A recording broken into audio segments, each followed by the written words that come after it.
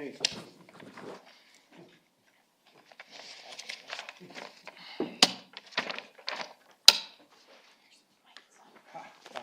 Leave me alone.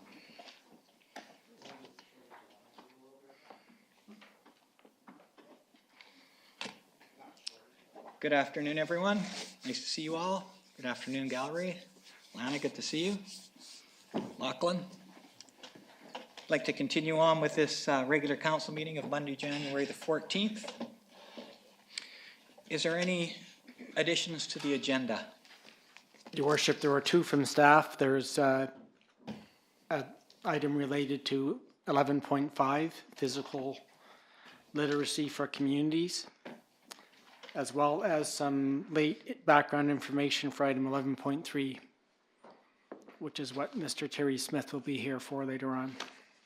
Thank you. And that information and council has in front of them presently. Yes. Thank you. Is there any additions from councillors? Okay, seeing none. Any disclosure of interest? Councillor Flynn. Thank you, Your Worship. And in the past, when there was discussion around the wildfire risk mitigation, I was kind of involved, not involved, involved, not involved. I'm wondering if staff, the CAO, has a thought on, now that it appears who the consultant is and the partnership with Nisconla, and we're not discussing that, should I stay involved or step out or sit on the fence again? Hey, Administrator? Your Worship, I believe Councillor Flynn should excuse himself. Okay, thank you. Thank you. Therefore, I will excuse myself. Appreciate it. Any other disclosure of interest? Okay, seeing none. Item 5.1, confirmation of minutes, regular council meeting minutes of December the 10th, 2018. We have a motion. Moved by Councillor Liaison, second by Councillor Lindgren, that the regular council meeting minutes of December 10, 2018 be adopted as circulated. Is there any questions or business arising from the minutes? Seeing none, all those in favor? Thank you, that passes unanimously. 5.2, special council meeting minutes of January the 7th, 2019. That was our budget meeting. We have a motion. Moved by Councillor Wallace-Richmond, seconded by Councillor Lavery, that the special council meeting minutes of January 7, 2019 be adopted as circulated. Are there any questions or business arising from those minutes?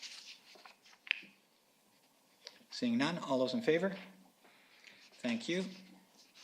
We'll move to 6.1 and the committee reports.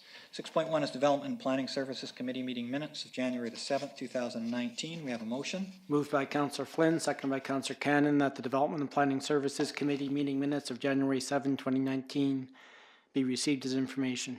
Is there any questions around those minutes? Seeing none, all those in favor? Thank you. 6.2, meeting of the Housing Task Force, December the 3rd, 2018. We have a motion. Moved by Councillor Lavery, seconded by Councillor Wallace-Richmond, that the Housing Task Force meeting minutes of December 3rd, 2018 be received as information. Thank you. Any questions or comments around those minutes?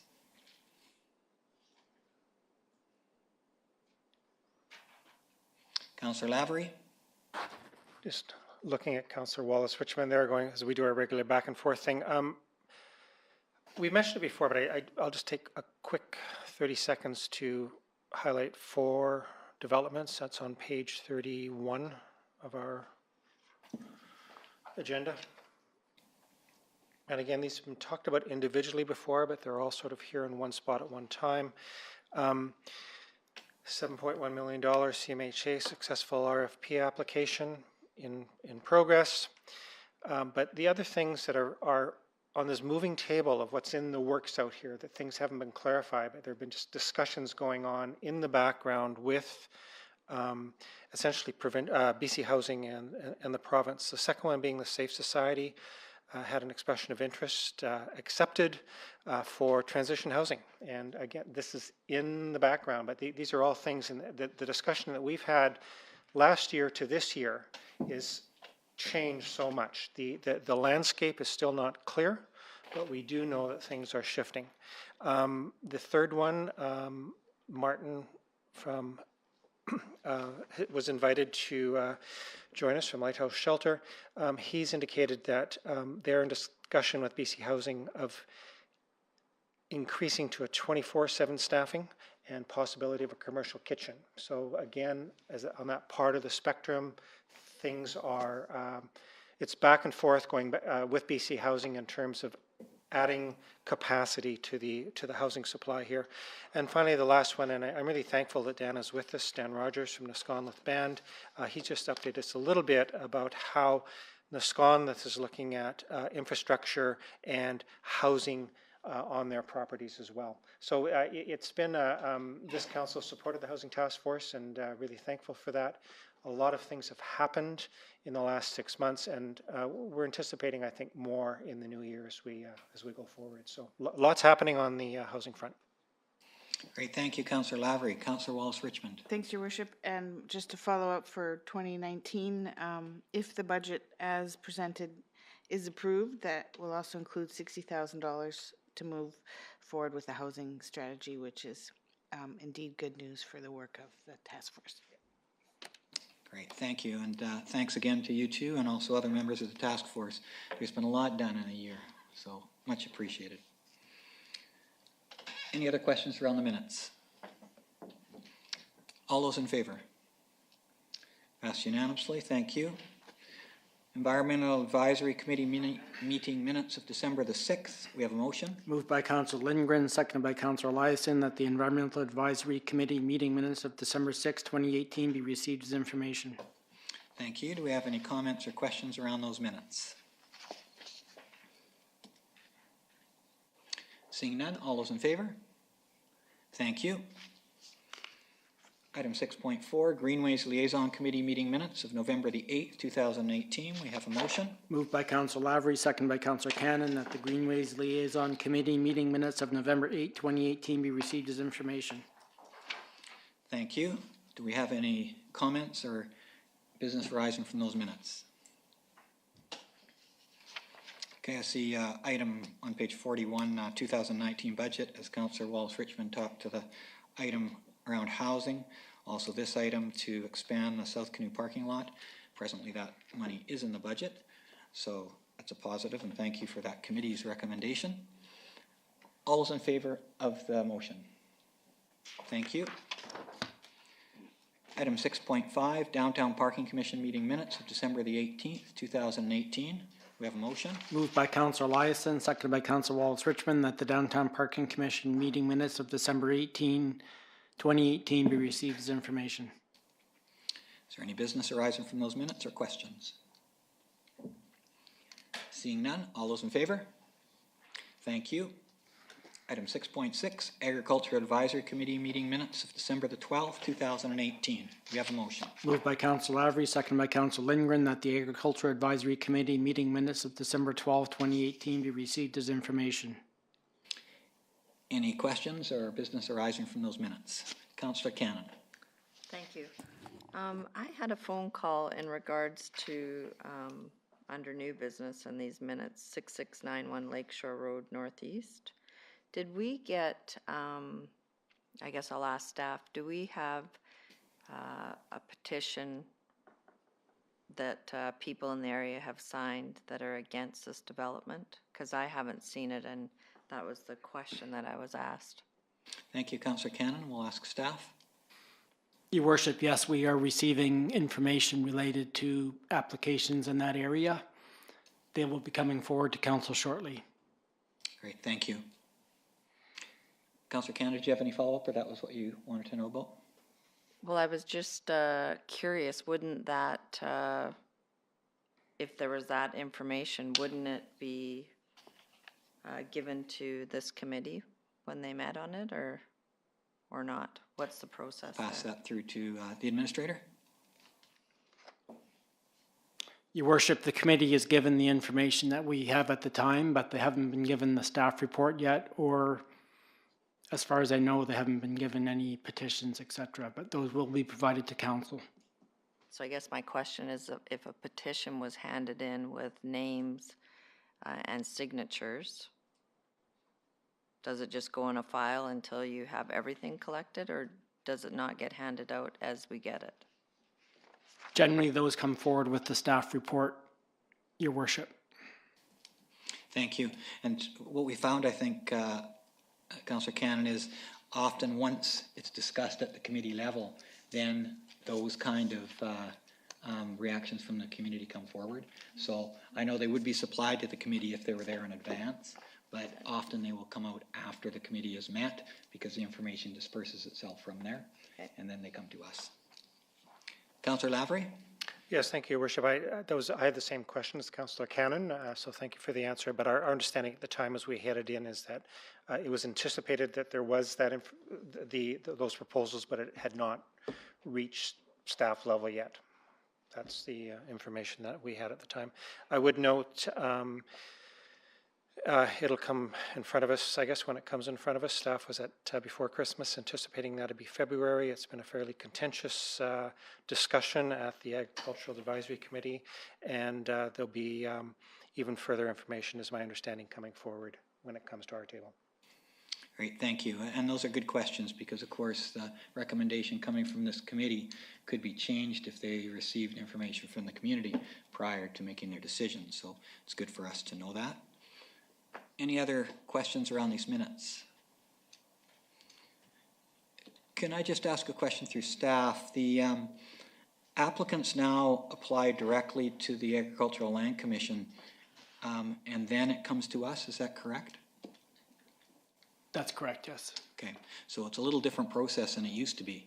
In fact, sometimes we hear about it after it's been applied to the province. Okay, any other questions around those minutes?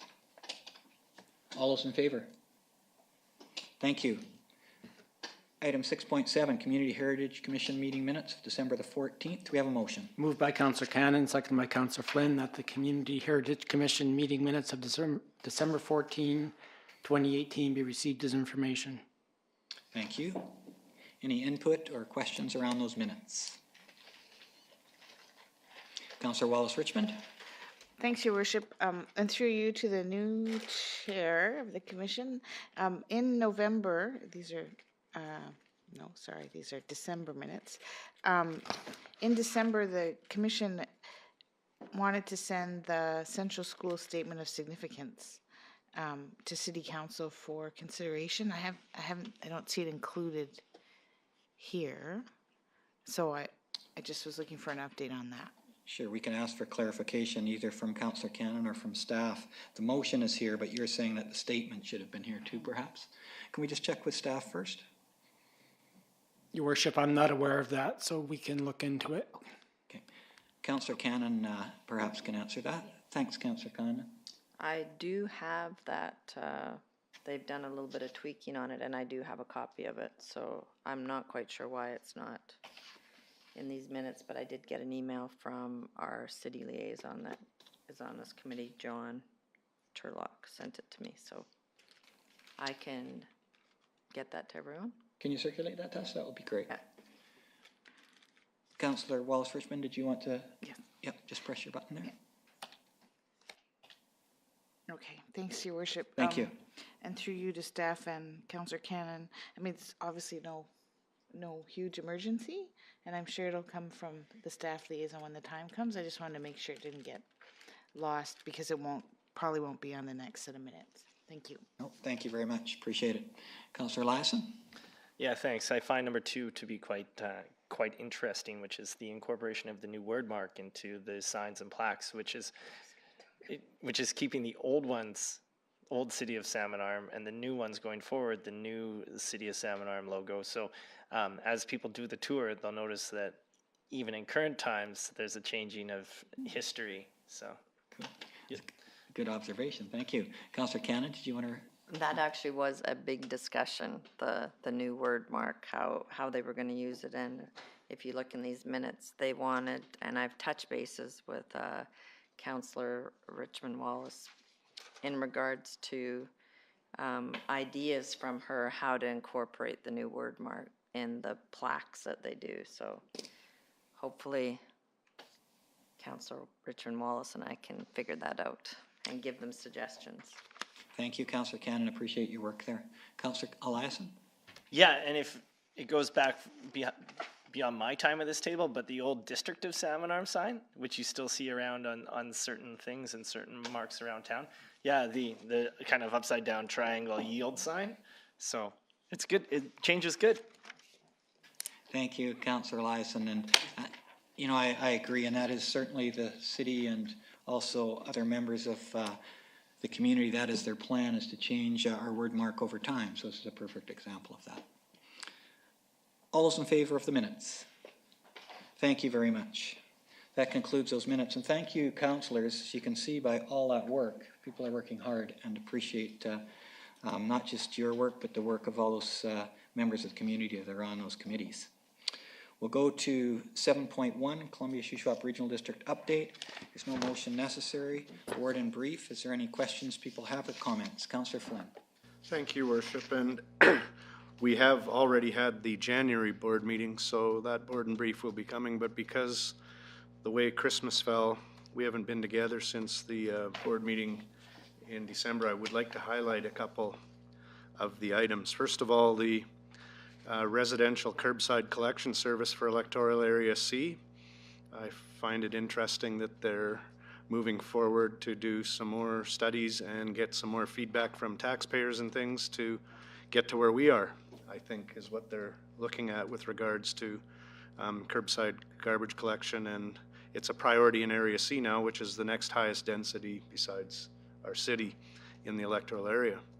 The second item, we haven't dealt with that at all yet. No, all seriousness aside, the CSRD is moving forward to deal with cannabis retail and production referrals, and developed a strategy that's fairly similar to ours. So that's good. Outside our boundaries, they're going to deal with sale fairly similarly.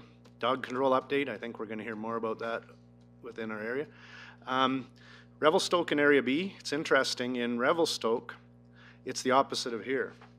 Here, we as the city work with and as part of the regional emergency management, and the CSRD manages that, and we are a participant. In Revelstoke, they manage it, and Area B is a participant. So there's lots of different models. I think ours is very good, and I've asked for their staff people to, at some point when we're not so busy, come and give us a presentation and update on our emergency management program. Road rescue, I think this might be worth bringing to our fire chief, what's being looked at in the regional district, because it's a significant item of discussion in the regional district.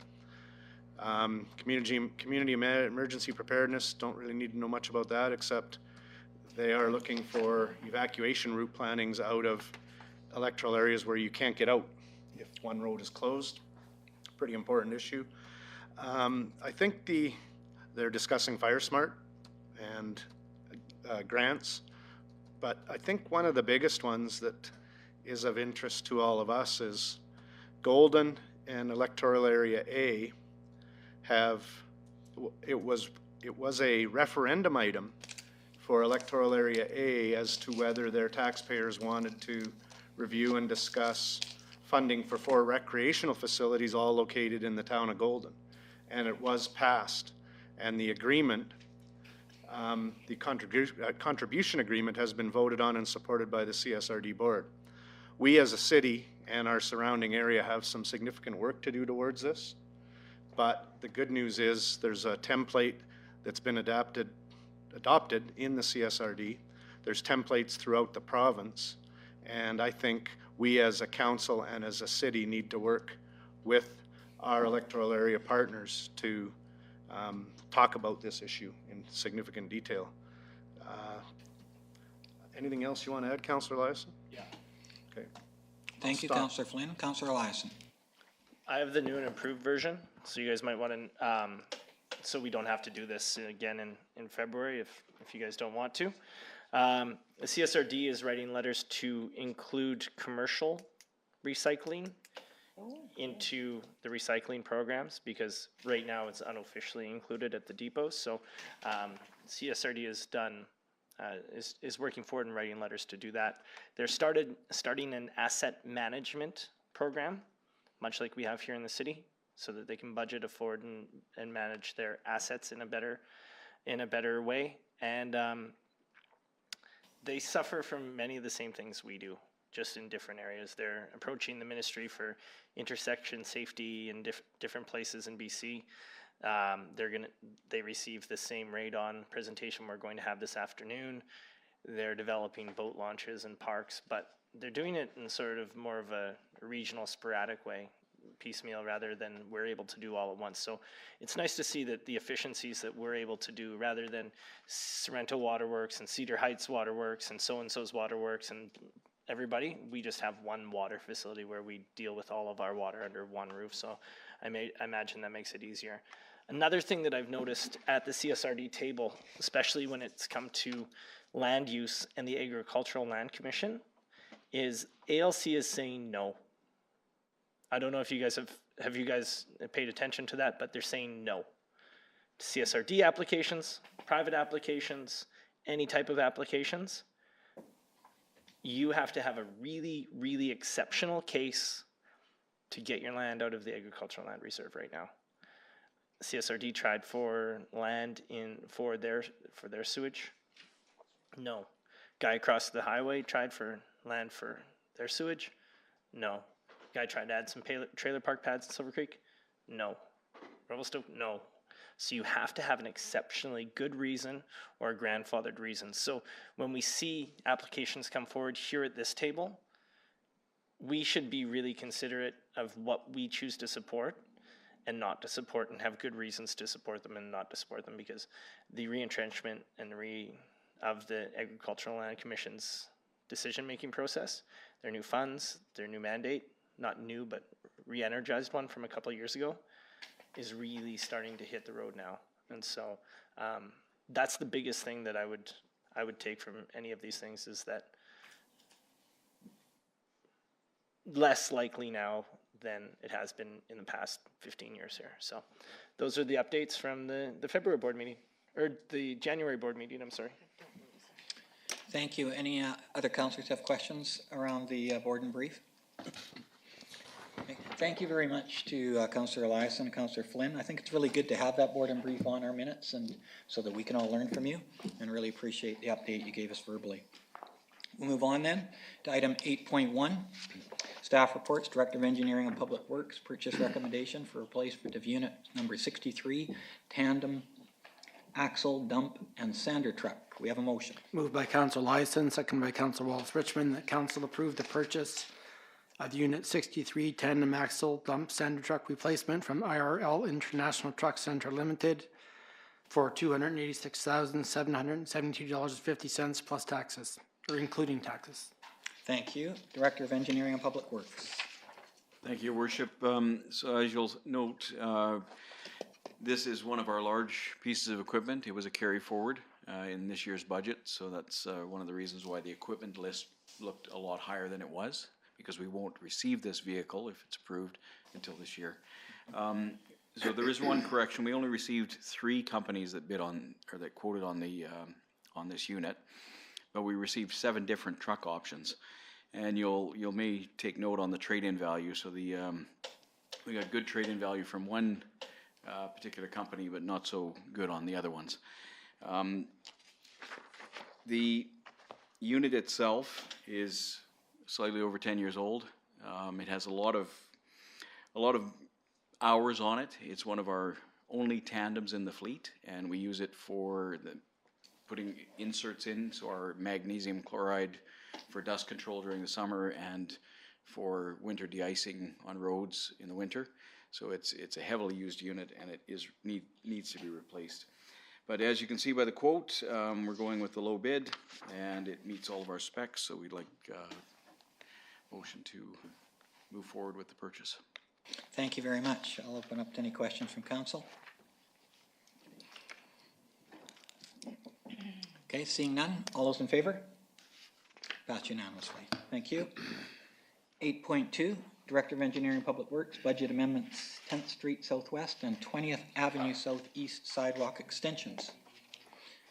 We have a motion. Moved by Councillor Lavery, second by Councillor Flynn, that the 2018 budget be amended to reflect additional funding for the 10th Street Southwest sidewalk project in the amount of $8,800 reallocated from the Hudson Avenue Revite Project Community Works Fund, and that the 2018 budget be amended to reflect additional funding for the 20th Avenue Southeast Sidewalk Project in the amount of $10,800 reallocated from the Hudson Avenue Revite Project Community Works Fund.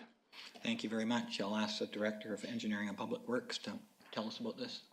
Thank you, Your Worship. So, as you note in the report, we had some issues with these projects. These are large sidewalk replacement projects that we had last year.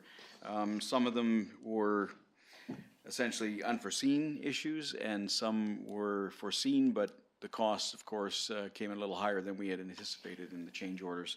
So we're looking at relocating some funds from the Public Works. We actually are currently under budget in the Hudson Revite project, which is a 2-year staged project. We did the first phase last year, and we'll be finishing the Hudson Street project in the spring of this year. So we do have some monies available, and we would like to relocate the monies to fund the other 2 projects. Thank you very much. Any questions around this? Councillor Flynn. It appears to me, reading the memo, that the process when a contractor says there was extras is pretty robust, and staff reviews it with the consulting engineer and make sure that they're legitimate. So I'm fairly comfortable with this. My question was going to be, what happens when the Hudson Street's over budget and we don't have any money in that? Where do we get it from? But it sounds like it's going to be under budget. So I support the motion, and I do think staff has done a great job making sure that the request for extra funding or the overages are fair and reasonable. So I will support. Thank you. Any other councillors wish to ask questions? Okay, thank you. I also will support the motion. I think that the amounts that we're talking about here are not large compared to the projects. And I know many of us have used those sidewalks, and they're much appreciated by both those communities up at Hillcrest and down by Piccadilly. All those in favor of the motion? Thank you. 8.3, Director of Corporate Services, Shaw Cable Systems Facility Attached Agreement. There is no motion, but we'll hear a report and we'll ask for a motion. Corporate Officer, thank you. Thank you, Your Worship. Shaw Cable Systems has requested a further 5-year extension to the agreement that allows placement of Wi-Fi hotspots in high-traffic city locations. And so it would be the same terms and conditions as the previous agreement. Shaw would bear all costs associated with the attachment to facilities and the upkeep of the equipment.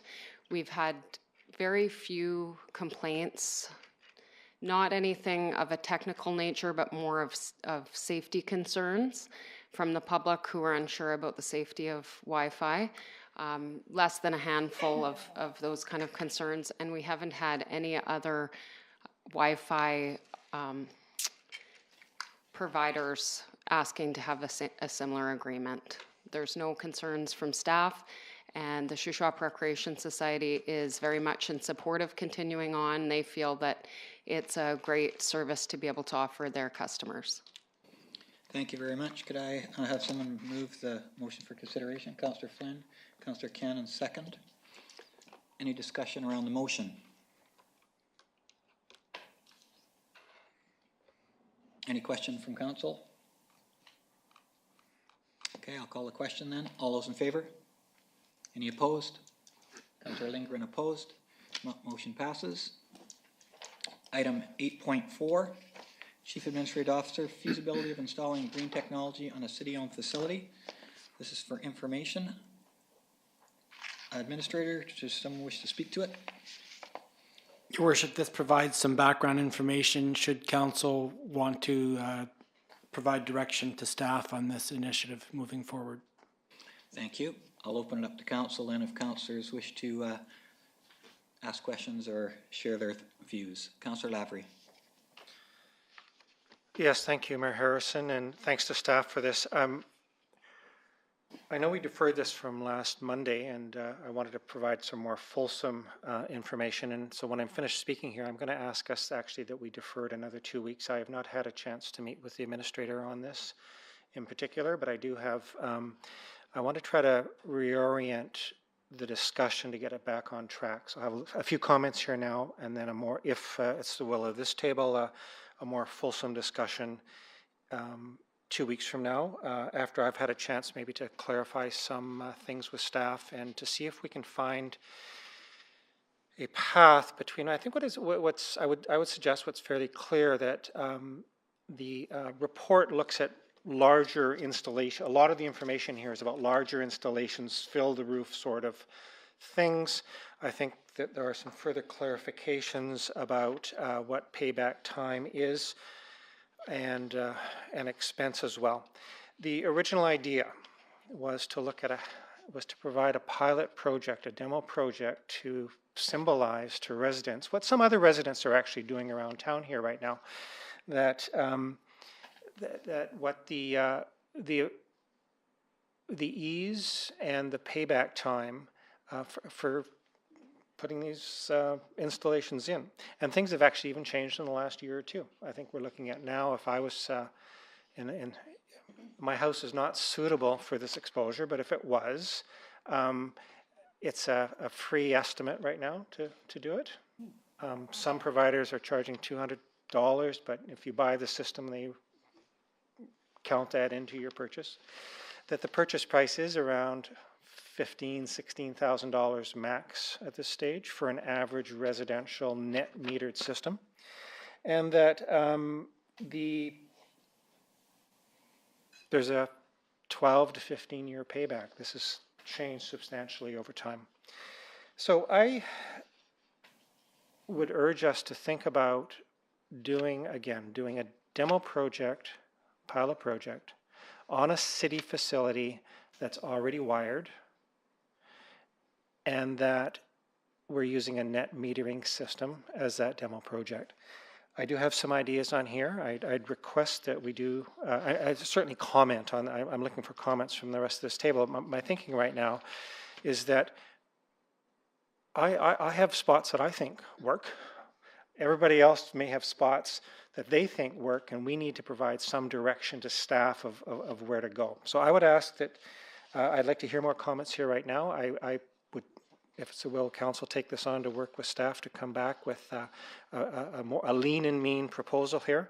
I think that I would like to hear from staff if there's 2 or 3, again, city facilities they would like to do, and that we try to pay for an environmental and exposure scan that won't be that much to come out of climate action funds, which are quite reduced after we vote on the budget a little bit later here, but there's enough in there to do an environmental scan to come back with, here's what it would cost for a pilot average house on a roof, and that we then put that on the shelf and we wait until our anticipated contingent climate action funds from 2018 would come in around the summer of 2019, and then decide whether we trigger that.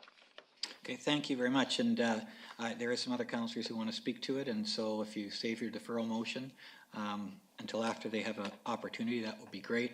And I certainly like the idea of coming back with something a little more specific. Councillor Liaison. Oh, I'm good, actually. okay, Councillor Lindgren. Thanks. At our last Environmental Advisory Committee, we had a group come from the Salmon Arm Solar Society and do a presentation about this very thing, actually. And some of the questions were around what about snow and what about cloudy winter days and that sort of thing. And it was pretty clear that the number of hours of sunshine we get here is ever so slightly higher than Hudson Hope, who have a very successful project. And so they would, that committee and me would be very excited to know that we would be willing to move ahead on a pilot project, something to get the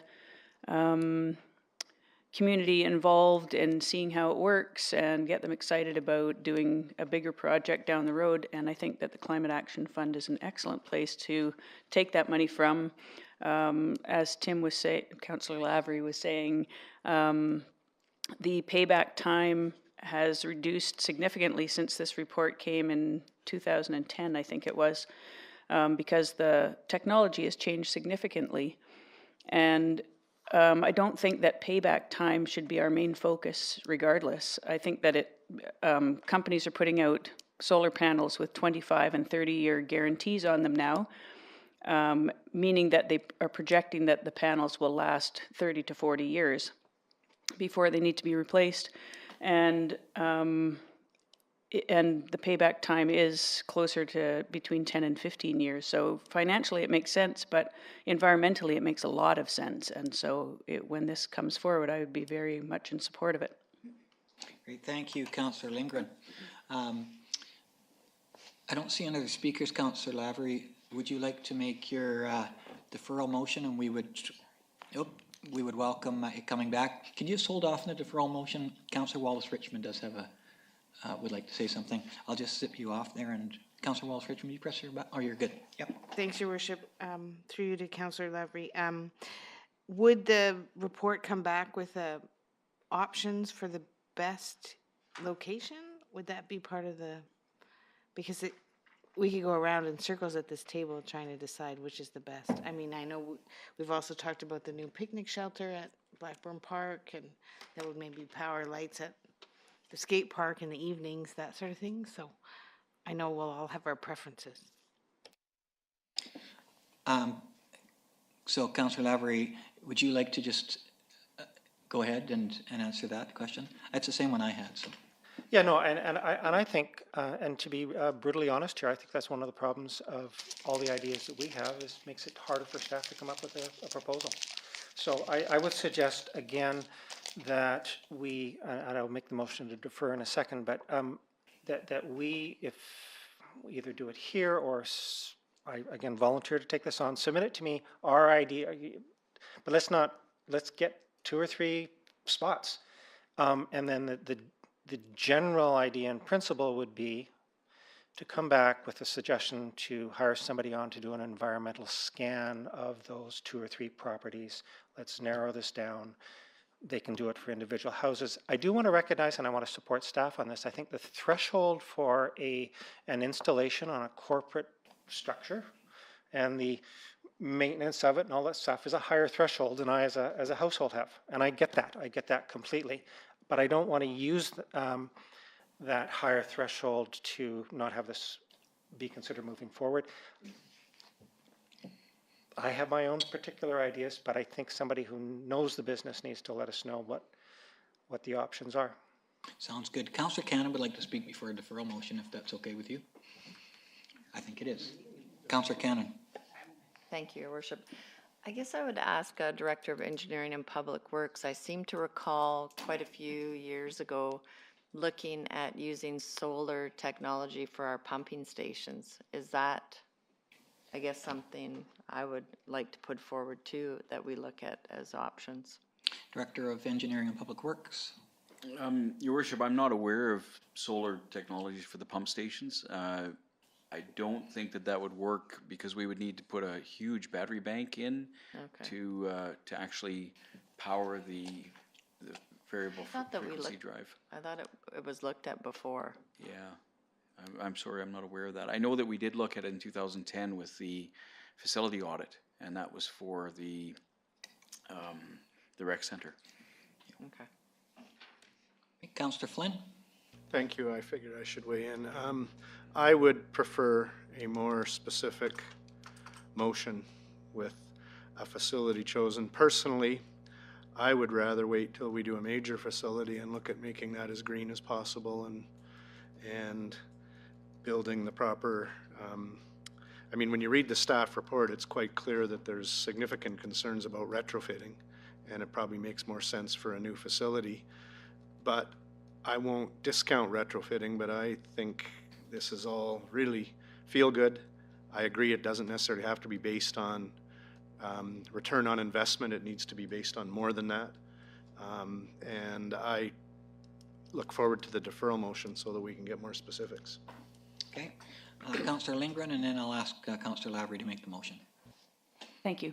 I'm just curious about the huge battery bank. Is the building that you were suggesting Councillor Cannon not hooked up to the grid?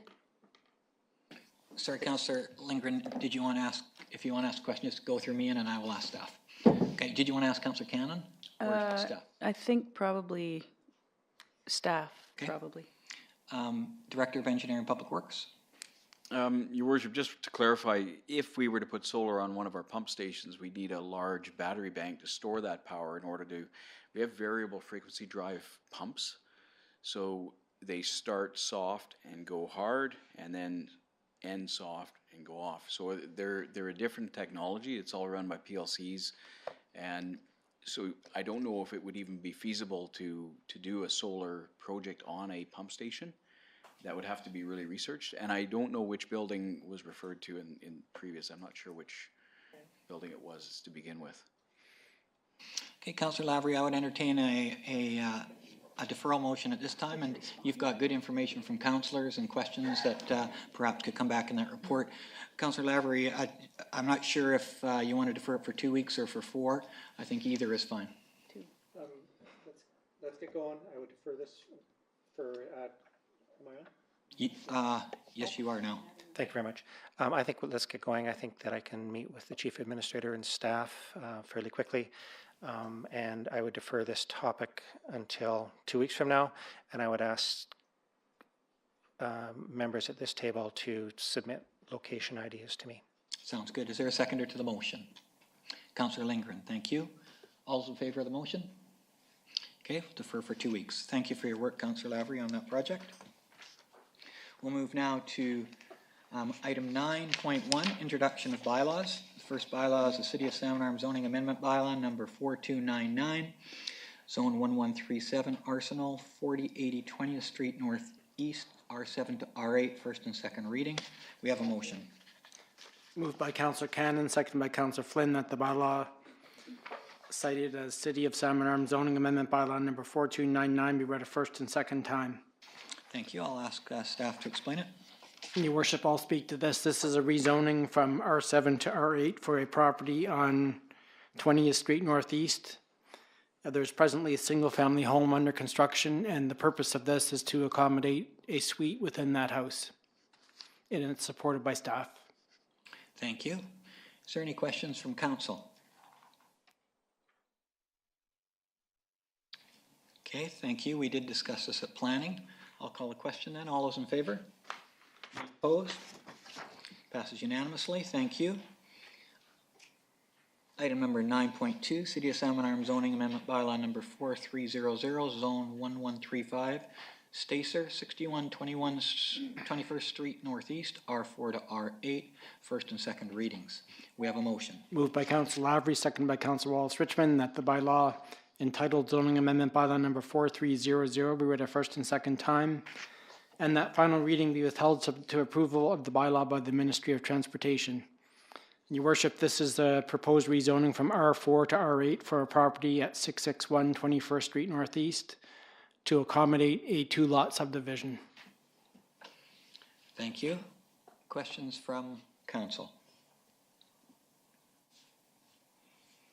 Okay, I don't see any. I'd just like to check with the administrative officer. There will be a small variance needed. I think it was 30 centimeters on each lot, so that would come separate from this zoning bylaw. That's correct. Okay. Any other questions? All those in favor? Thank you. Go to 9.3, City of Salmon Arm 2019 Revenue Anticipation Bylaw number 4301, first, second, and third readings. We have a motion. Moved by Councillor Flynn, seconded by Councillor Cannon, that the bylaw entitled Revenue Anticipation Bylaw number 4301 be read a first, second, and third time.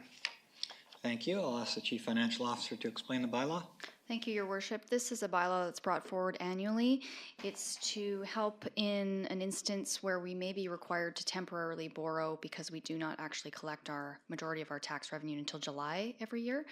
In the last several years anyways, not that I'm aware of, have we actually had to use it, but it does provide, I guess, a buffer in the sense that we may need it. Thank you. Any questions from council? Councillor Flynn. Thank you. I will vote in support, and I know this is really, if in 14 years I've been here, I don't know if it's ever been used, but what's interesting is I don't think the number has changed in 14 years either. So if we ever did need it, is $1 million enough? Chief Financial Officer? I believe the amount that we can borrow up to is dictated within the charter. That's the maximum. It's interesting If that there's as a we've, calculation involved to it. through you, your worship, it's interesting as we've grown in population, tax base and everything else, that hasn't changed, but I guess we're okay with what we're asking for. Yes. Okay. Thank you, good question. Any other questions from council? I'll call a question then. All those in favor? Passes unanimously. Thank you. Item 9.4, City of Salmon Arm 2019 to 2023 Financial Plan Bylaw, number 4302, first, second, and third readings. I'll ask Chief Financial Officer to explain the bylaw. Thank you, Your Worship. We are bringing back the bylaw that was previously received 3 readings at the last council meeting. Following that meeting in my reconciliation process, I determined that there was a calculation error in some expenses that were brought forward. This resulted in a reduced expenditures of approximately $167,000. At this point, I have reduced the tax rate to 3.3 from 4.25 as a result of these reduced expenditures. I've also brought forward all of the decisions and motions that occurred at that past meeting and have incorporated those into this bylaw. At this time, it is open if council wishes to make a change to the tax rate or to reallocate that. All right.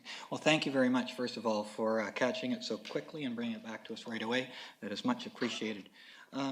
Would someone like to make the motion that's recommended? Moved by Councillor Liaison. Second? Councillor Flynn. I'd open it to discussion.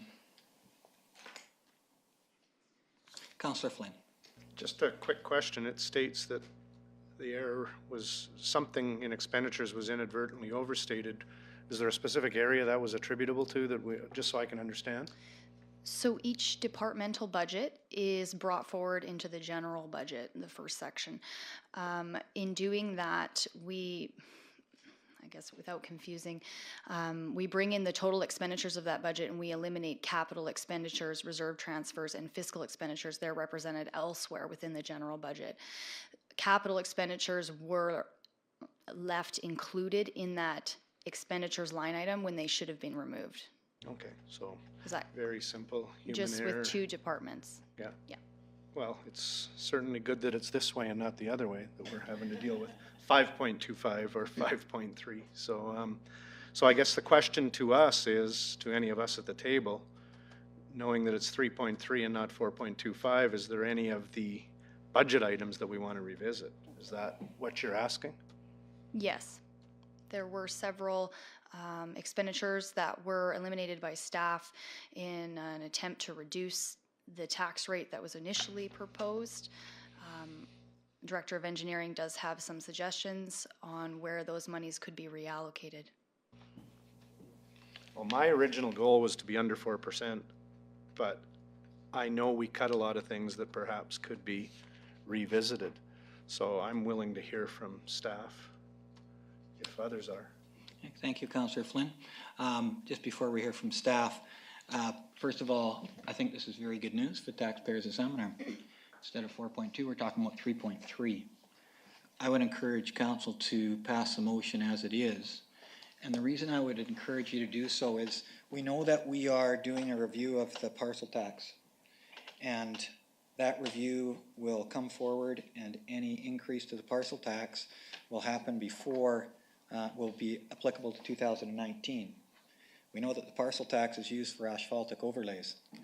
And so if we're able to lower the tax rate here and need to increase the parcel tax to improve the roads, I think that would be the way to go. Rather than take this amount and apply it to something like roads, because this is not an annual amount that would go in, or we know the parcel tax will go forward annually. So that's my own view on it. I will hear from other councillors, however. Is there any other discussion from council? Councillor Lindgren. Thank you. I know one of the very small items, and I think I remember it being $3,000, was that a Mr. Corey had asked for something to be changed, the entrance to the sidewalk, and I wondered whether or not we might want to put forward a motion to share that cost with him, knowing that there is significantly less or more money available, or less debt, less taxes coming up, to split that cost with him if he were interested in doing that. It seems like a city thing to do. Would you like to make a motion, Councillor Lindgren? I would like to make a motion that the city approach Mr. Corey to share the cost of changing the, I don't know what it's called. What is it called where they... Letdown. The letdown of the sidewalk in front of his home or his driveway. Okay, is there a seconder to that motion? Okay, I see no seconder to the motion. Councillor Lindgren, would you like to continue? You can't speak to that motion, but you could speak to something else. No. Okay. Councillor Walsh-Richmond? Your worship, I just want to point out that this decision-making process was a very well-considered one, took an entire day of our time and months of staff time. I'm reluctant to revisit it at the moment, which is not to say, I mean, we know we just, for example, we just approved a change to the 2018 budget. So I anticipate there will be changes as the year goes ahead. So at this point, I would rather just leave it at the leave it at that reduced rate and consider changes throughout the year ahead. Thank you. Any other councillors wish to speak to the motion? Councillor Lavery? Yeah, thank you, Mayor Harrison. And I'll just, I'll support the motion here. I just wanted to get these comments in before we take a vote, and then I don't have the chance to make it. If we could turn to page 121 on our agenda, which is table 2. And I'll wait till it comes up on, can we get that on the screen? Page 121, table 2. And it's just the, and again, I think the distribution of property taxes between property classes. And I just want to point out 2 years ago or so, we equaled the light industry and the business rate. It's been successful then, and I think is a good example here now. So this is sort of a look back here in terms of context. The rates are the same, and I did notice in the in the latest BC assessment, light industry went up double the assessment that the business category did. And so I think that this was the suggestion that came from businesses in light industry, and B, the decision to equate them is certainly paying off if you're a light industry property going forward here. So I think that a little bit of forward-looking thinking from 2 years ago. The other one I'd point out is the next table, table 3, the premise of tax exemptions, and I think that gets often lost in the discussion of tax rates and the support that the city does for nonprofit societies and senior centers, sports clubs, things like that. The line at the bottom, $1.2 million that the city takes in, that the city engages in with permissive tax exemptions. $760,000, we forego that revenue, and we pay, because we make that decision, we pay $448,860 to other governments, because that's what you do with permissive tax exemption. You forgo the exemption, and the city steps up to pay that tax bill, if I have that correctly, to the provincial government or the school district or whatever else. So $1.2 million in this latest budget of permissive tax exemptions to support organizations that support the fabric of the city. So I just wanted to point that out, Your Worship. Thank you. Councillor Flynn. Thank you, Worship. I will vote to support the motion and go with the 3.3. And as much as I think there's some things we should revisit, I will take into account when we have our discussion on the transportation parcel tax, the fact that we've saved this money. But I do know staff, council, and everybody involved did spend a lot of time on this budget. did cut some things that they would like to see covered, but we did talk a lot about things that we were cutting, realizing that this was an extremely difficult budget because of the employer health tax and RCMP and some other things. So we did spend a lot of time saying, okay, maybe we'll cut that 2019, look at it in 2020. I guess my one concern is perhaps there's some room to look at it in 2019 with this discovery of this extra $160,000. I'm not saying spend it all, but I also know, and I will tell everybody, the CSRD budgeting process is starting next week, and the hospital district is starting in February. And we've heard that there's significant demands coming from IHA. So perhaps, as much as it's against what I want to do, it's prudent to just leave this as is. And like I said, it's good news in that it's not an increase by 1%. So I will vote to support it in light of the other things coming forward. Thank you. Any other questions or comments from council? Could I just ask the Chief Financial Officer, the tax rate for both residential and business,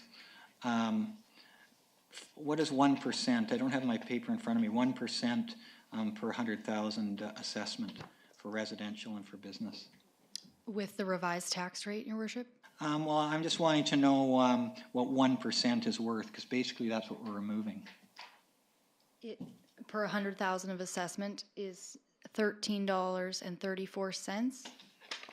For residential Yes. and business? I don't have with business on me. One Okay, it's moment. probably 3 times that, right?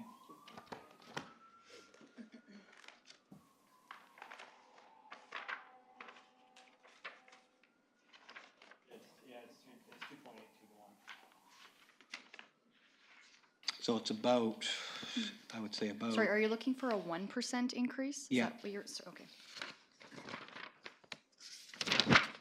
A 1% increase on 100,000 is $4.04. And for residential. Okay. A commercial 1% increase on 100,000 is $11.40. Okay. So if we're talking about, we talked about houses of $400,000 assessment, we're talking about $16 savings to residents and businesses of say $500,000, we're talking about $55 savings. Approximately, from yes. this 1%. Okay. And as council is aware, the parcel tax is a tax that is different than this. It applies to each parcel. And so I think that we will expect that back at this table. Last opportunity for comments. All those in favor? Any opposed? Thank you to the Chief Financial Officer for your work. Really appreciate it. Okay, we will move to 10.1. Bylaw entitled City of Salmon Arm Council Members Remuneration and Expense Amendment Bylaw number 4295 to be read a final time. We have a motion. Your Worship, we would be looking for a motion. Oh yes, I'm sorry, we need a motion. Councillor Wallace-Richmond, Councillor Lavery, thank you. Any discussions, this final reading? I won't ask for an explanation from staff. I think we're all pretty familiar. All those in favor? Any opposed? Councillor Lindgren is opposed. Motion passes. Item 10.2, City of Salmon Arm Council Member Remuneration Expense Amendment Bylaw 4296, Technology Allowance, final reading. We need a motion from the floor. Who would like to make that motion? Councillor Eliason, Councillor Cannon would second. Any discussion around the motion? All those in favor? Thank you, that passes unanimously. We will move to correspondence. Informational correspondence. And just before we deal with it, first of all, thank you, staff, for their work. There's 32 items under informational correspondence, and the corresponding letters beside, really appreciate staff clarifying. And so for items that are not ends, items that are action requested, at some time I would hope that councillors would bring those up so that we can give some direction. Councillor Eliason. Thanks, Your Worship. Items 7, 8, and 9 are all Rs, and they're all about snow removal. And I would make a motion to direct staff to write a letter to all of the to those letter writers in response with our policy and how things are prioritized, because I think it's just an informational issue in most cases, and so I'd make that motion. Thank you. Is there a seconder to the motion? Thank you. Councillor Lindgren. And just speaking to the motion, I don't think that more explanation is needed than that, and I think staff will do a good job in stating our priorities and where sidewalks fall compared to collector roads, arterial roads, and residential rural route roads and different routes. So if staff has anything more to add than that, I think this has just been when is ours getting plowed compared to where is others getting plowed. Okay. Discussion around that motion. Councillor Flynn in Canada, you want to speak to the motion? Okay. Councillor Flynn. Very much support the motion because I find it's all about education. It's also about timing. And winter removal not being to the standards during the Christmas break, I can completely understand. Not necessarily supporting that, but that's what happened. And I think it's important. I want to know the difference between sidewalk priorities and road network. So I think it's really important that that be clarified, because this is the most complaints I think I've seen in one session about sidewalks. So I think it would be important that our community understands collectors, all of those priorities, and then also understands where sidewalks fall into it. And I'm guessing sidewalks have similar prioritization. So I support the motion and hope that we can get that communication to our citizens. Thank you, Councillor Flynn. Councillor Cannon. Thank you. I just wanted to add as well that I realized that it was sidewalks that we were hearing about more than the road. And number 7 is M, and there's a typo there. The last name's Hool, so there's no S. And I look forward to the report from staff as well, the priority on snow removal on the sidewalks. Thank you. Councillor Eliason. I'm ready to make a motion on another item once this one's done. Okay. Thank you. And we know that we're going to hear from our Director of Engineering and Public Works at a meeting talking to us about snow removal and priorities after the next planning meeting. It may be of interest to council that my latest article in the newspaper, I think it's going to come out next week, is all about snow removal. So, and it outlines basically exactly what we're speaking about here. I will say that I know some of you receive, when we get emails, often they are sometimes to the mayor, sometimes to mayor and council, sometimes to staff. And so I certainly work with staff, and we do respond by email initially in every case, even if it's to say thank you very much for your information. We will make sure this goes in informational correspondence so that council's aware.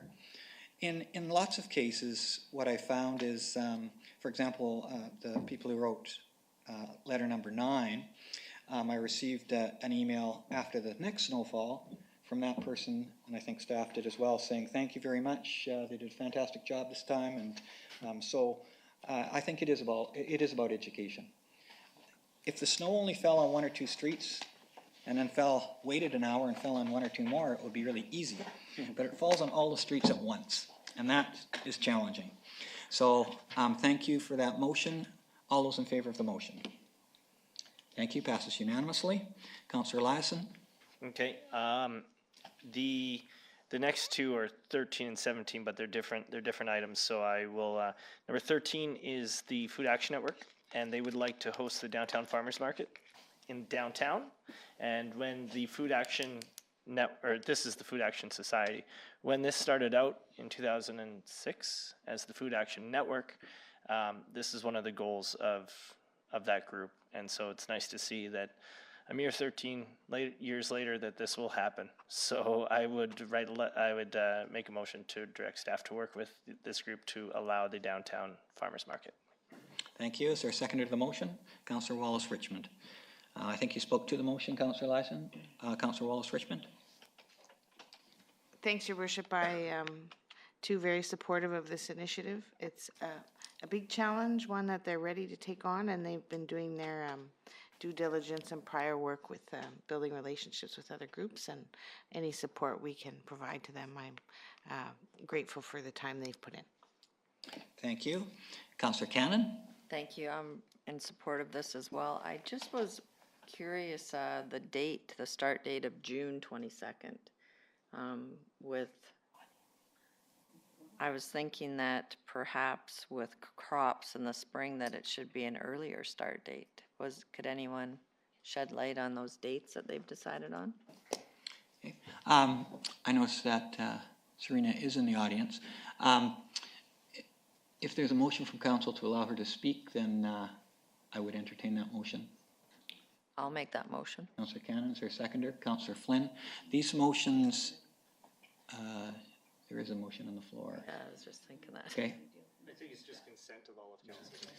Yeah, I kind of want to do it by motion. Administrator, is it possible to set or withdraw that first motion so that we can get information? How would we handle it? That's fine, you can vote and have the presenter. Okay, yes, that's true. So, good point.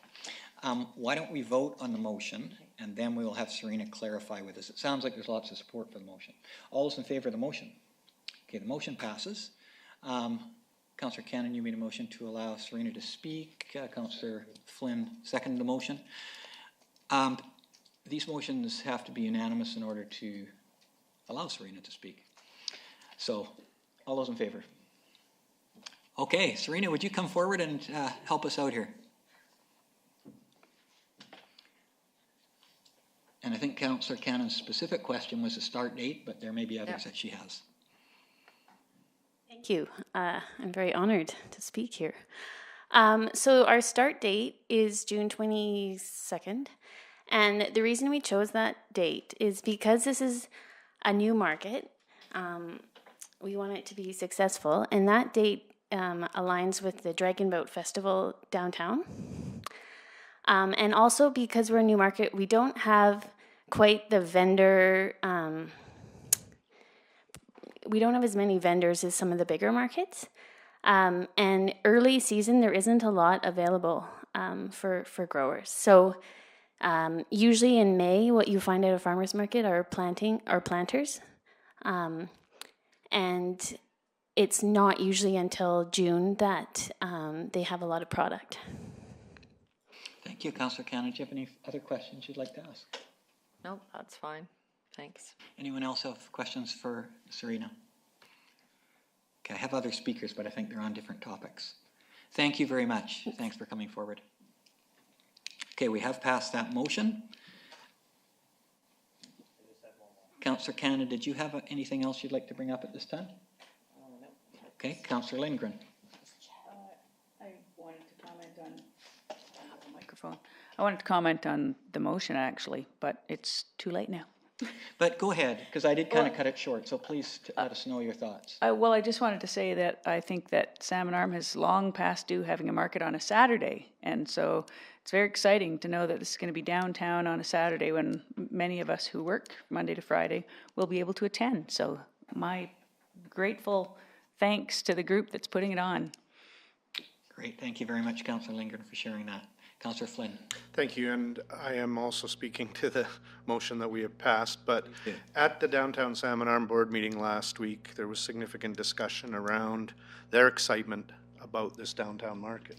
And related to the date, I think they made it very clear as well that you want it to be successful, and it's successful when there's significant support, and I think, although I agree there's opportunities earlier, I think this is a good start. And Downtown Salmon Arm is very much in support and is very excited to have this happening in our downtown on a Saturday. So I'm glad we all supported it, and I support the dates as well. Thank you, Councillor Flynn. As our rep to downtown, appreciate your comments. Councillor Eliason. I'm ready to move on. Okay, is there anyone else that wants to speak to that before I leave it? Okay, I think everyone had a chance. Councillor Canada, do you want to add, or is this a different topic? Okay, so Councillor Eliason, you're on. Number 17, Lewiston. much like we support the Salty Dog, I would make a motion to direct staff to work with the organizers to support the accommodation of this race. Seconded by Councillor Flynn. And I don't think I need to speak to it and what this event came from, what it could be, and what it might be in the future. Okay, Councillor Cannon, would you like to speak to that item? No. Councillor Flynn, did you want to speak to that item? Anyone else want to speak to the Lewiston item? Okay, I will just speak briefly to it.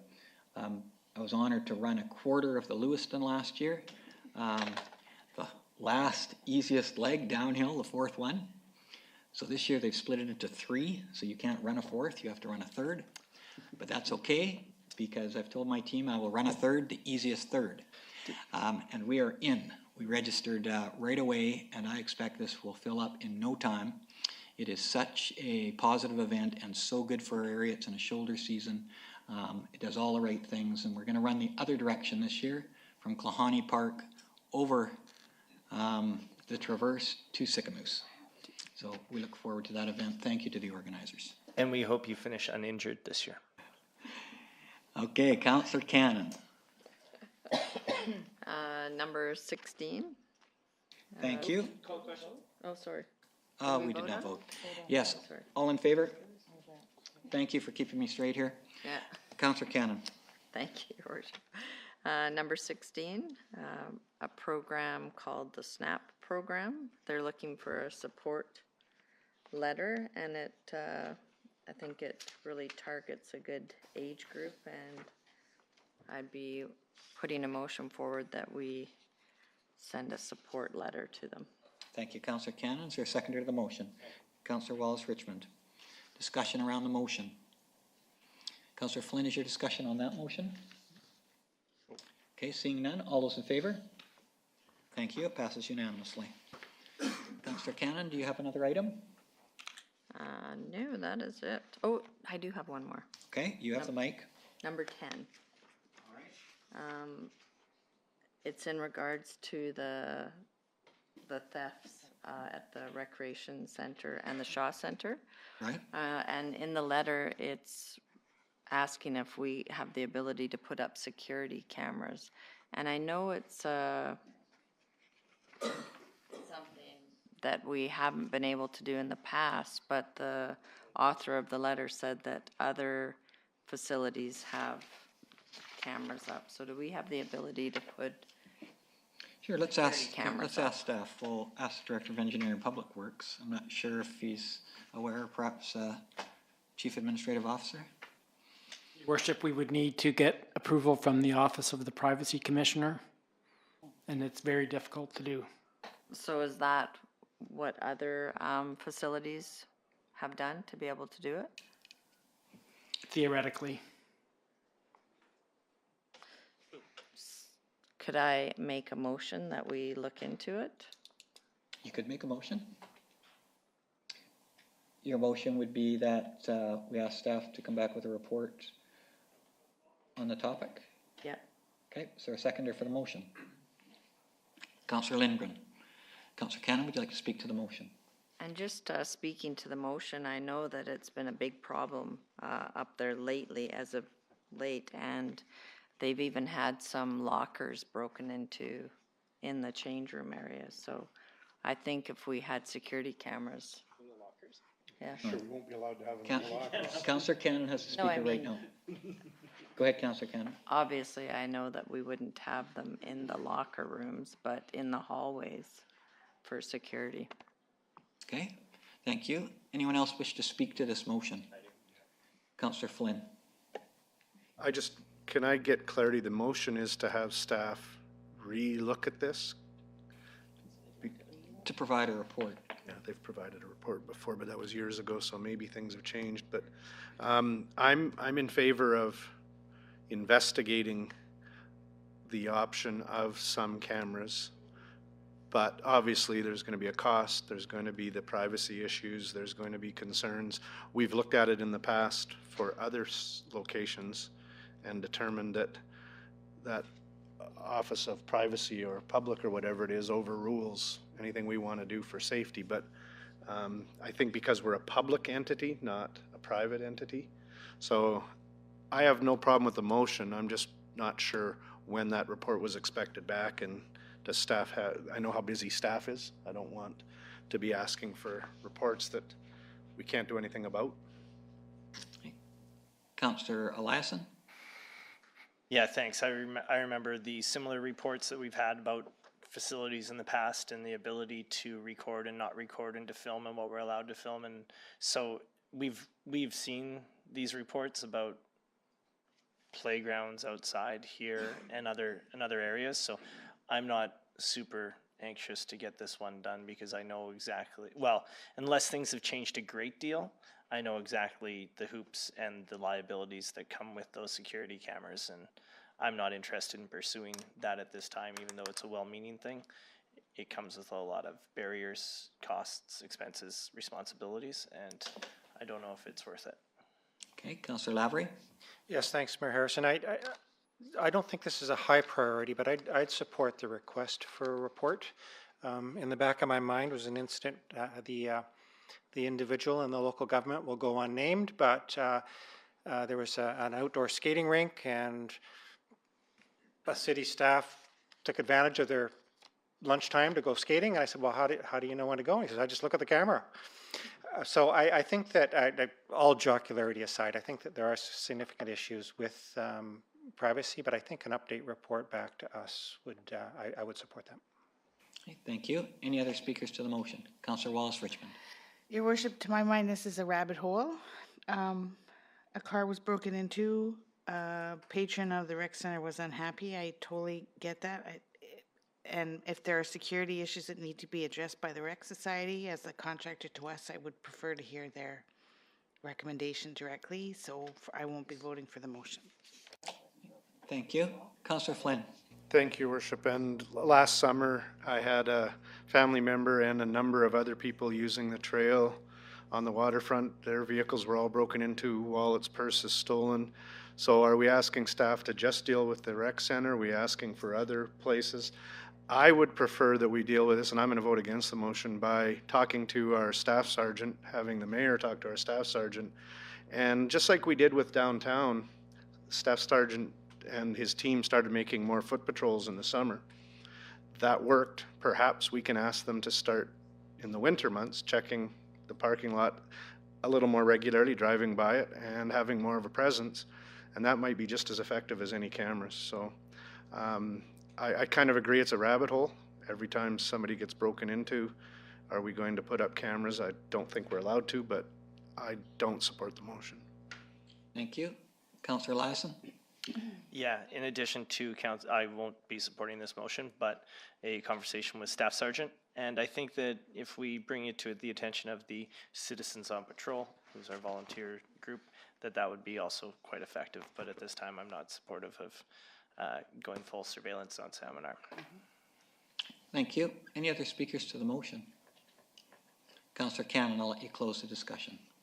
You all make very good points, and I guess I will vote against my motion as well, and I will have this discussion with the Recreation Society just to get their thoughts on it. But if we get Citizens on Patrol and maybe a bigger police presence in that area over the winter months, I think that would go a long ways. Okay, thank you. First of all, I appreciate the motion, Councillor Cannon, because I think it came from a good place. And I think for the letter writer, Mr. Hadley's, it was a locker that was broken into, and of course cameras would not help that, and I don't think we'd be allowed them in the lobby area either. And so I appreciate you asking the Rec Society, and so I won't support the motion, but I do support those other actions. All those in favor of the motion? All opposed? Everybody's opposed. Other pieces of informational correspondence? Councillor Flynn. Thank you, Worship. Since you're in that chair and not in this one, I'll bring up what was usually brought up from this chair, and that's the building stats revised. Great news, basically a record year. What I would ask is that perhaps twice a year this be shared with Economic Development Board, Downtown Salmon Arm Board, EDS Board. I know we can all take it to them, but I think if it's sent to the their ED, economic, or the director or their top staff person, that ensures it perhaps gets to their board in case I forget at any of the organizations I'm at. And I'm not sure if there's other organizations that we should share this with, but I think it's worthwhile news to be shared at least once or twice a year with those committees. But great news, and congratulations, Director of Development Services, taking a well-needed holiday after the year he had. So, thank you, Councillor Flynn. That's a good suggestion. Councillor Wallace-Richmond. Your worship, thank you. Item 15. Yep. I have been speaking with Patty back and forth over the last couple months. I just wanted to confirm with all of staff here through your worship that this is a situation, the circumstances of which there's nothing we can do to change it. Chief Financial Officer. Yes, that's correct. The purchase was completed in, I believe, June or July of 2018. They had received a permissive exemption on their previous address. They sold that property. Their application on their new address would have been due in July of 2018. BCAA requires that council approve permissive exemptions and it be submitted to them by October 31st to apply for the 2018 year. So they were already partway through, past into that year. There was nothing from a permissive standpoint that could be done. And in terms of a revitalization, they're not within the prescribed zones as per the bylaw. So unfortunately, they're not eligible to apply. So under no circumstance could this expense have been avoided, either on their end or on our end? No. All right, that's good to know. I mean, There may be an opportunity through the Shuswap Community Foundation if they wanted to apply for some assistance through them, as they are a non-for-profit organization. But from a technical point of view, no, this was unavoidable. That's right. Thanks, Your Worship. Thank you, Councillor Wallace-Richmond. Councillor Lindgren. Thank you. So I'm just wondering, usually when you sell a property, you recoup if you've prepaid your taxes in July and you sell in August, you get that money back from the buyer. They cover the taxes for the portion when they would own it. Is it accurate to say then that because this property was tax exempt for the whole year, there was no reimbursement from the buyer to the seller? Chief Financial Officer. Your Worship, I can't speak 100% to how the legal parameters went down and what was according to their statement of adjustments. But yes, so they didn't have that tax bill on their previous address, so likely it wasn't included within their purchase. Whether that was negotiated as a negotiated item, I can't speak to that. Thank you. Councillor Lindgren, did you have any follow-up or? No. Well, I just wondered if they had recouped some of the money from the old address that could be then applied to the new address, but we probably don't have a way to find that out. They would have been responsible for parcel taxes and frontage taxes on the previous address, and whether or not they recouped any, sorry, I don't know. Councillor Flynn. Thank you, Worship. So just so I'm clear, based on the letter, for 2019, they've received their permissive tax exemption on the new property? Through you, Your Worship, that's correct. So I'm going to ask a question that I asked in the budget last week. We have leftover council initiative funds from 2018. This is a 2018 bill. I'm not saying I want to necessarily cover all of it, but if we have leftover funds in 2018 council initiatives, and this is related to a 2018 bill, they weren't asking us to waive all of it. We can't waive it in hindsight, but could we use council initiatives to help offset the cost? Because I know how big an impact something like this can have on a nonprofit. Could you maybe look into that? Yes. Okay, thank you. Any other conversation? I'd just like to, Councillor Liaison, you have one more item? Yeah, well, I appreciate both sides of the discussion. I am worried about the legality of it, knowing about permissive tax exemptions and this and that, because it's outside of our control in a lot of those cases.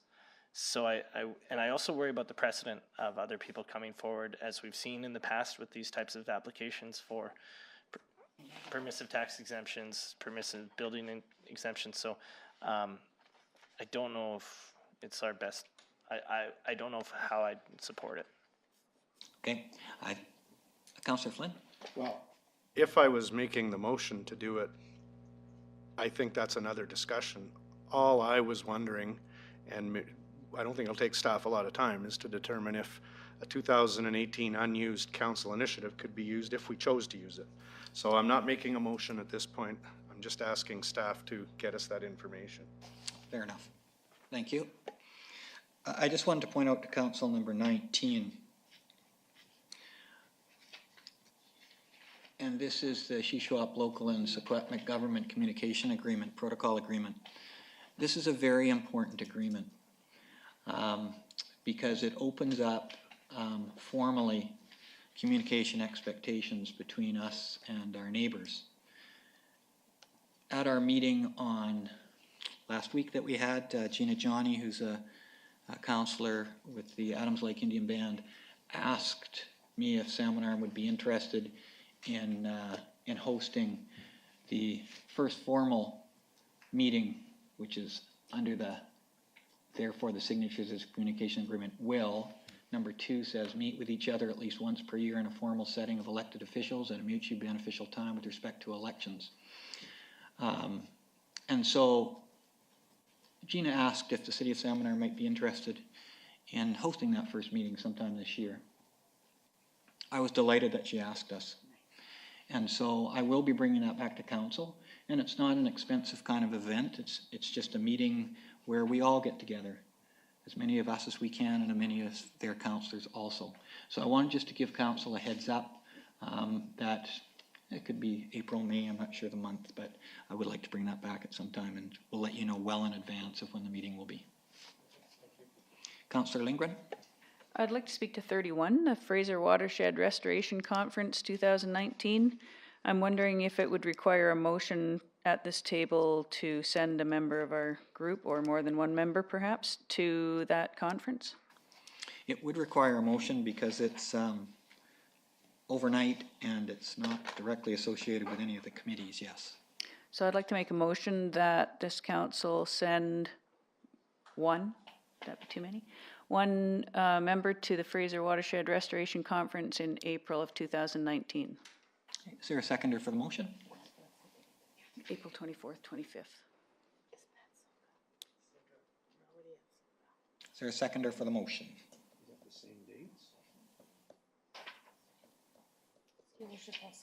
Seconded by Councillor Wallace-Richmond. Councillor Lindgren, would like to speak to the motion?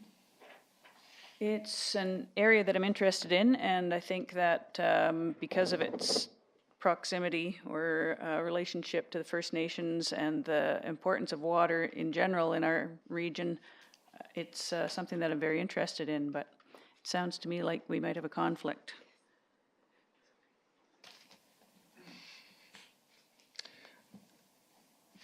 Councillor Lavery, did you want to speak to that motion?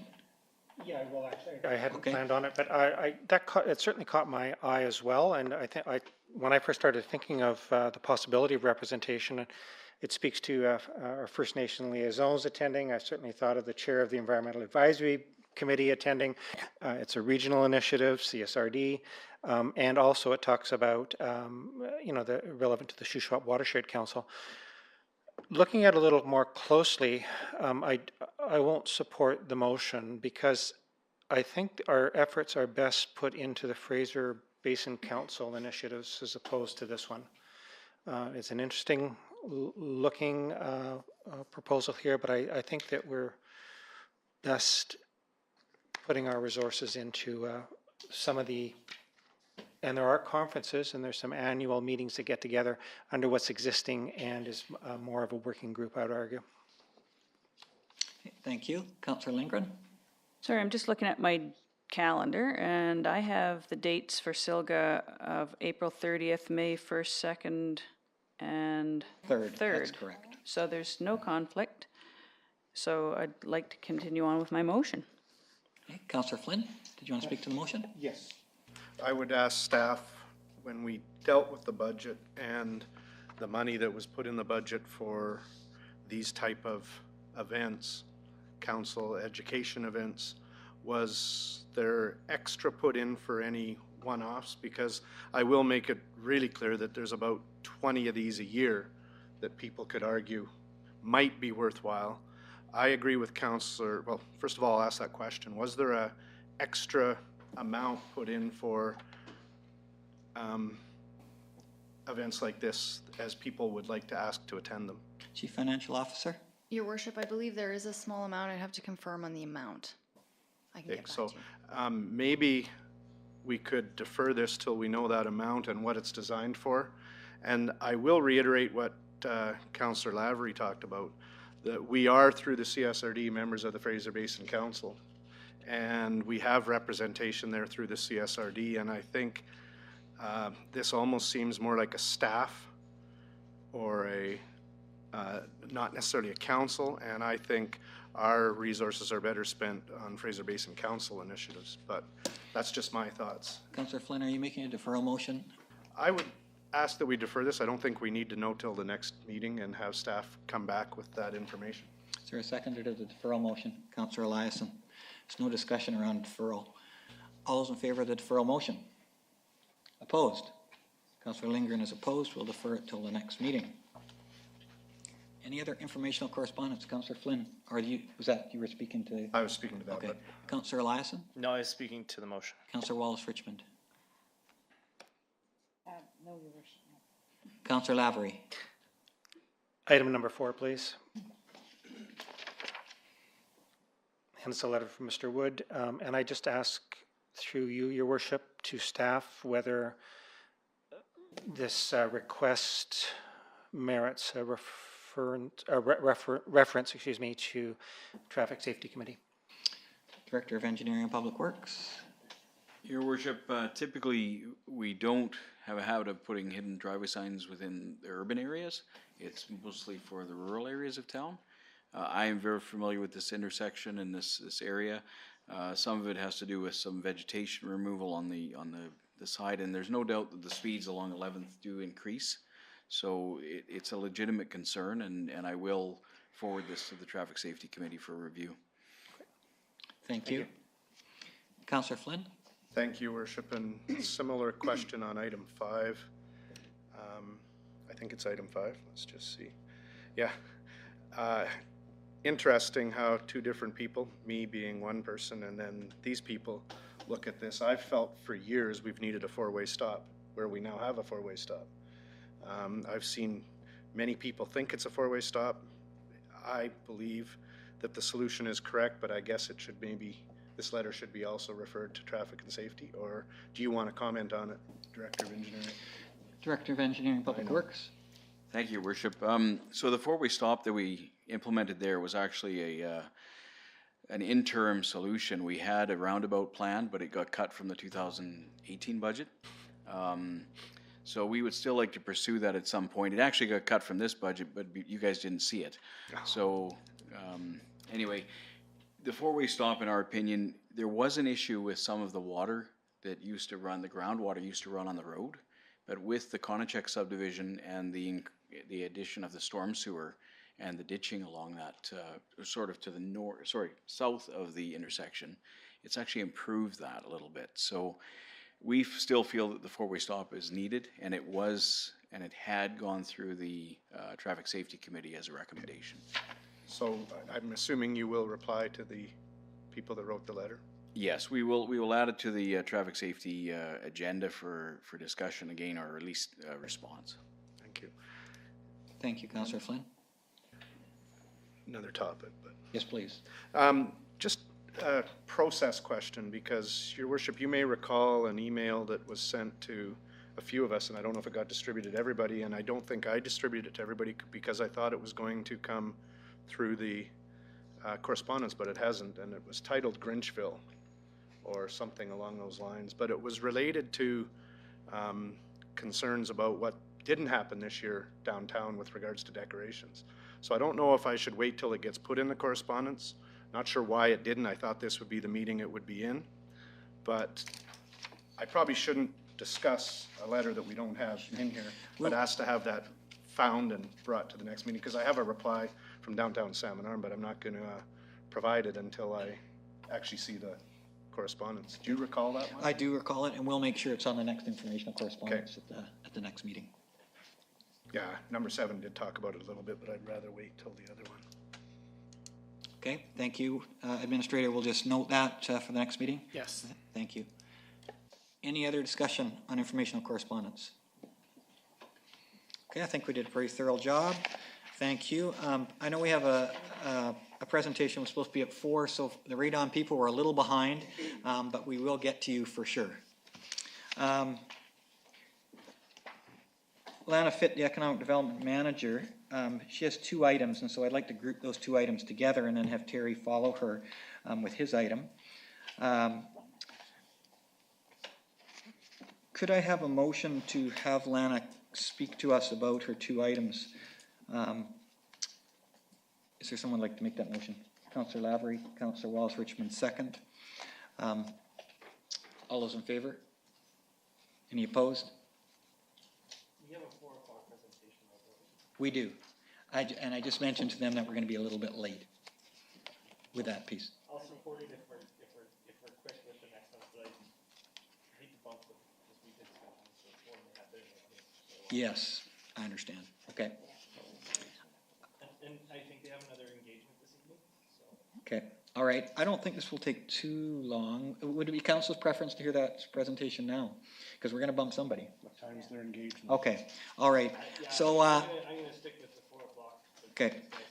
So that's fair enough, and I take that direction. I think that's fair. So our presentations from Lana and Terry will just fit in behind that because we do have it scheduled for 4. Okay. Mr. Leung, BC Regional Radiation Specialist, Health Canada, L. Forson Phillips, Project Manager, Carrick Canada, and C. Wilson, Little Bear Engineering, Radon Exposure in the interior of BC. Please come forward. So welcome to Council. We're pleased that you're here, and thank you for forwarding to us your slide presentation, so we've had a chance to look at it. The way we do our presentations is we give speakers 10 minutes to work through their presentation. After 9, you get the bell, which says, oh, I've got a minute left. And then council will have questions, and they have 5 minutes to do that. Okay? Welcome to you. Great. Thank you again for having us here today and for the opportunity to speak to all of you. I'll just introduce us quickly. My name is Lindsay Forsman-Phillips, and I'm the project manager with Carrick Canada. Carrick Canada is a research project based at Simon Fraser University in Vancouver. And we essentially look at anything that's cancer-causing, so anything that's carcinogenic, both environmentally and occupationally. So one of the things that we do look at is radon, and we'll be speaking to you about that today. And I have with me Mickey from Health Canada and also Chantel, who is from Little Bear Engineering. So I'll just get started. Okay. That's okay. So yeah, well, we are going to be talking to you about radon today. Oh, here, great.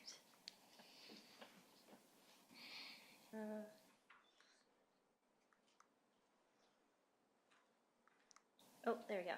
Okay, so radon, it's naturally occurring. It's invisible, odorless, and colorless radioactive gas, and it's produced by the breakdown of uranium. So in Canada, we're fairly rich in uranium, and naturally, we just have this in our soil. So as it decays, the radon gas comes up through the soil, and because it's a gas, it can easily get through soil and rock.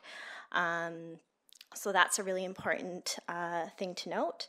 But as it comes up and it comes into homes, it can build up to quite dangerous levels.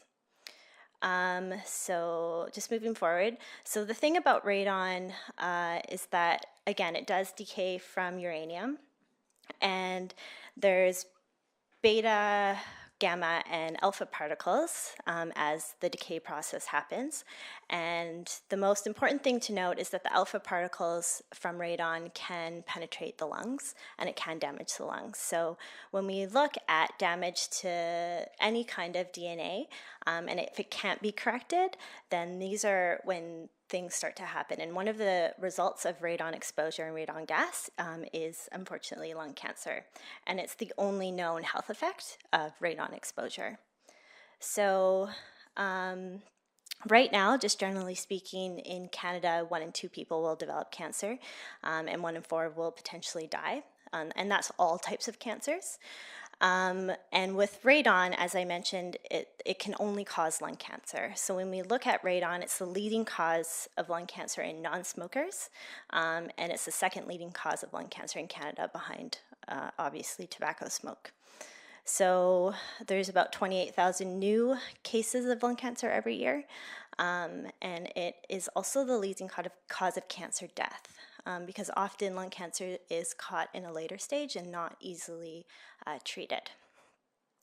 So with radon and how people are exposed is mostly in their homes, but also in other types of buildings. And it can come up through openings and cracks in foundation, and as I mentioned, get trapped. And because there is this pressure differential between the ground and the indoors, it kind of gets sucked into your homes, and then if it doesn't have a way to escape, it will accumulate and build up. So with Carrick's, when we look at indoor air assessments, and we look at all the things that we're exposed to in the indoor air environment, if we look at radon, which is at the highest at the very right-hand side, and there's other things that you may see along the bottom there, like benzene, formaldehyde, diesel exhaust. Those are things that we know about. Those are things that we generally try to avoid, and radon should also be one of those things. And now I'm just going to pass it over to Mickey. Sure. That one, right? This one. Okay. All right. So I'll just have a few slides to talk about, and then in the interest of time, I'll just make it quick. Great. Speak right into that mic, and then we can hear you. All Thank right. you. So every 2 years, Stats Canada does a survey. It's called the Household and Environmental Survey, and in that survey, there's a set of questions regarding radon. So we ask Canadians every 2 years, what do they know about radon? Have you heard about radon? So as you can see in that slide, from 2009 to 2017, the trend for having heard about radon is increasing. The trend for correctly being able to describe radon is increasing, and so is for testing. But testing numbers and the percentage is still relatively low. We're still looking at about 7% of the people that have tested for radon in their homes, even though, as you can see, many of you have heard of it, many can describe that it causes lung cancer, but still nobody is really testing. And what is Health Canada saying about this? The Health Canada recommendation guideline is 200 becquerels per meter cube. A becquerel is the measurement unit for radon. So anything that is above 200, Health Canada recommends remediation efforts to reduce it. And what in this part of the province, in Salmon Arm, in the interior, we see homes with above 200 quite often. And Chantel will speak to that a little bit more later on, but one of the reasons why we're here today is because in the interior, there's, in general, just because of the geology of the interior and the rock formation, there is high radon potential in this area of the province. So if you look at across Canada, we also did a cross-Canada survey in 2009 and 2008, 2009, I think. There's some provinces that are higher than others. So notably, there's New Brunswick, there's Yukon, there's Manitoba, Saskatchewan. And then if you look at BC, there's a little bit of a darker area. So I'll just zoom in a little bit. Here, you can see we're in the Thompson, Caribou, Okanagan, and Kootenay boundary region, right? So around that area. So our area here is relatively a little bit higher than the West Coast in the percentage of homes above the 200 guideline. And one of the tests that we did, that BC Lung Association did, was in Castlegar. So they tested a number of homes. They tested 158 homes in Castlegar. And as you can see, the green line represents the 200 becquerels per meter cube level. And many of those homes are above the 200, and even homes within the thousands. So we do see elevated radon levels here in the interior.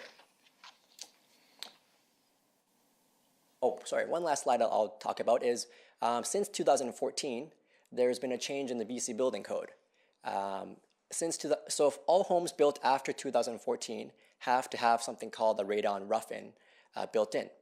And this rough-in also has to extend through the exterior of the home so that any soil gases, including radon, trapped can be expelled to the exterior of the home. And that shows that building inspectors play a big part in controlling radon in new builds. And I'll pass it on to Chantel. So our company's been doing quite a bit of radon mitigation and measurement in Revelstoke, and up until a couple of years ago, we had very little data for that area. In Revelstoke, we're now finding about 35 to 40% of the homes have elevated levels of radon over the federal guideline. We have had homes several homes in the thousands, and we've had homes as high as 6,000, so 20 to 30 times the Health Canada guideline amount. We're finding it in all types of buildings. We find it in workplaces, residences, schools, buildings with no basements or crawl spaces, and we also find it in old drafty buildings, and also same as new well-sealed buildings. So pretty much all the buildings have potential to have high radon. And how we mitigate it is we often will, if the levels are relatively low, we can mitigate it with ventilation and sealing the slabs. Most of the levels that we're seeing in Revelstoke, they're too high for those techniques to be fully effective. So then we put in an active subslab depressurization system, and that's what's shown there on the right. That system is actually Mayor Gary Saul's house, and you get almost automatic results. Mayor Saul's house was at 4,500 becquerels per cubic meter, and now sits at about 50 with the mitigation system. And the other picture is just showing what it shows on the outside. And I'll let Lindsay talk a little bit about the. Yeah. So this evening. Okay. You have 1 minute. Okay, great. That's all I need, less than that. So Take Action on Radon is a national initiative that looks to raise awareness about radon across Canada. So Carrick Canada, the Canadian Cancer Society of BC and Yukon, as well as Karst, are the advisory team. And there is an event tonight at 7 p.m. at Okanagan College, where we are promoting the 100 Radon Test Kit Challenge. So Salmon was chosen as a community to participate. So there are free test kits available to those who want to participate. And we do have a community champion who is helping to organize and distribute and collect those in the end. And that's it. So that's just our contact information, and if you have any questions, we're happy to answer them. Thank you very much, and fantastic timing. I'll open it up to questions from council. Councillor Cannon. Thank you. So do we get access to those kits, or do we have to go up to the challenge tonight up at the college? Or because we're here, I think some of us at the table are up for the challenge to do it. We have additional test kits that we're handing out to Your Worship and all the councillors, and also same as all the directors for the CSRD and Sycamoose mayor and councillor as well. So I can either bring them up to you guys to distribute, or I can leave them with one of the staff members, whatever. Sure, thank you very much. If you, on your way out, if you leave them with our CAO, I think we're quite interested in that. Councillor Lindgren. Oh, it's okay. I was going to ask how we get a kit if we couldn't go up to the event tonight. Thank you. Other questions? Yep. Councillor Liaison. Yeah, thanks, and thanks for presenting. I was lucky enough to hear this at the CSRD as well. how will the results be brought back to us? Will you guys be bringing back a presentation or a written review, or how are we going to find out about Salmon Arm? Because as I was told, there's more uranium deposits in Fly Hills than we know. So is there a report coming back? How will we find out the results? Yeah, so there will be a community report that will be brought back, but the testing does take about 3 months to complete, and usually we tend to do it in the wintertime just because that's when we mostly have all our windows and doors shut, and that's usually when we see higher levels. But yeah, the test does run for about 3 months, and then the data will be collected, and yeah, a community report will be brought back with obviously no identifiers of anyone who participated, but it will be given back to the community and those who participated. Thanks. Thank you. Councillor Flynn. Thank you, and like Councillor Lyson, I saw this presentation on Thursday, so now I'm an expert, but I do look forward to getting my kit. And just for everybody's benefit here, Mayor Schultz from Revelstoke was extremely emotional when he talked about it, and he's lost a family member that grew up in that house, I think, to lung cancer. Not saying that it's tied, but his levels were off the chart, I think, in his house. So he's very much a supporter of us executing this and seeing how we're doing. So thank you. Thank you, Councillor Flynn. Councillor Lavery. Yes, thanks. Thanks for the presentation. It's very interesting and timely as well. The community champion is... That's what I thought. Previous Councillor Idson over there, is it? Past Councillor Idson. Welcome, Ivan. Nice to have you here. That's good to know. And I realize this is an averaging sort of question, but roughly what would an average active mitigation response, what ballpark are we talking about? They're in the $2,000 to $3,000 range. About 80% of the homes would be in like $2,000 to about $2,600 range. If you've got more complex foundations, then the cost will go up. Yeah. And there'll be information about how, after testing, how one accesses a provider or a mitigator? Yeah, I think on the take action on Radon, and then also we're certified mitigators as well, and in the region we service Salmon Arm all the way to Golden. Great, thank you very much. Any other questions from council? So I was going to say, sir, on the test kit, it comes in a little package with instructions, with how do you place it, what to put on the test kit, what to put on the paper form to return it to the lab. It also have information on, take action on Radon website and Health Canada website. So there's information in the test kit itself. Great, thank you, Mickey, Chantel, Lindsay. Thanks for coming and talking to us. I think we all learned some things, and we look forward to trying our kits out in our house. Thank you. Very much appreciated. Thank you, Ivan, for the organization. Okay, council, we will move back to the back of the Informational Correspondence. 11.2. I would now entertain a motion to have Lana Fitt come forward and speak about her two items. Councillor Eliason, thank you. Councillor Flynn, second. All those in favor? Any opposed? Lana, thank you for being so patient. If you hang around here long enough, you'll learn about stuff like radon. So, really appreciate you being here. Yep. Just before you start, Councillor Flynn would like to make a quick comment.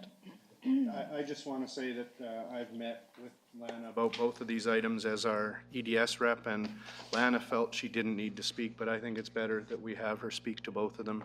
So welcome and thank you for coming. Thank you, Councillor Flynn, and we do have the information, but I always find it useful just to hear the person briefly, and so we'll deal with them one at a time. I think, Lana, first of all, the Entrepreneur on Immigration Regional Pilot Program, if you could talk to us a bit about that. Sure, yeah, thanks for the opportunity. I'll be brief. We did try to include as much information as possible in the attachment, so hopefully I can just kind of give a quick summary of that and answer any questions you might have. The first request, the Entrepreneur Immigration Regional Pilot Program. This is a new initiative that's launched by the province under the Provincial Nominee Program. And it's targeting smaller rural communities of 75,000 population or less and those that are at least 30 kilometers away from a community larger than 75,000 population. And what the program's designed to do is help small communities target international entrepreneurs to come to their communities in the sectors that they're defining as priority sectors, and incenting that attraction in a few different ways.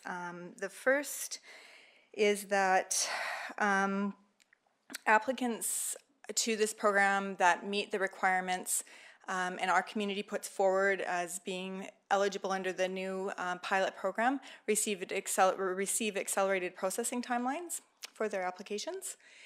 They also become eligible for reduced minimum thresholds for both income and investment in the business that they're starting in the community. So just a quick background on that to provide a little more information or clarity on that. Under the existing PNP program, immigrants, international immigrants looking to come in under the entrepreneurship stream are required to have a personal net worth of, I believe, $600,000 and make an investment in their new business of $200,000. So under this new pilot, taking into account that these entrepreneurs will be coming to smaller rural communities, those thresholds are cut in half, acknowledging that the likelihood of them reducing or encountering reduced startup costs and reduced living costs as their move to a smaller rural community would be higher. So under this new pilot program, entrepreneurs would be required to have a personal net worth of $300,000 and make a minimum investment in their new business of $100,000. The other thing the program or the province is putting in place is a concierge program, which we absolutely welcome at the ACDEV level. So it's a person at the provincial level under the PNP program who's dedicated to supporting both communities and the investor in the process, which is something that we haven't seen in the past. So we're welcoming that as well. And they're also putting in place a training program for community economic development officers or the point of contact for this program to go and get further support on the PNP process and this pilot project in particular. So given that our new marketing strat identifies foreign direct investment as one of our target markets, our board was keen to see Salmon Arm register for this new pilot. In order to register, we need the local authority to actually undertake that process. It requires a signature of the mayor or a signing authority from the city.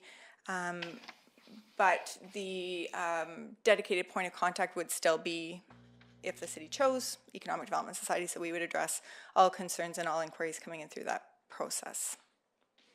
So we're just asking, you can see we've included the EDS board motion that took place at our last board meeting that we're very keen to see us register for this program.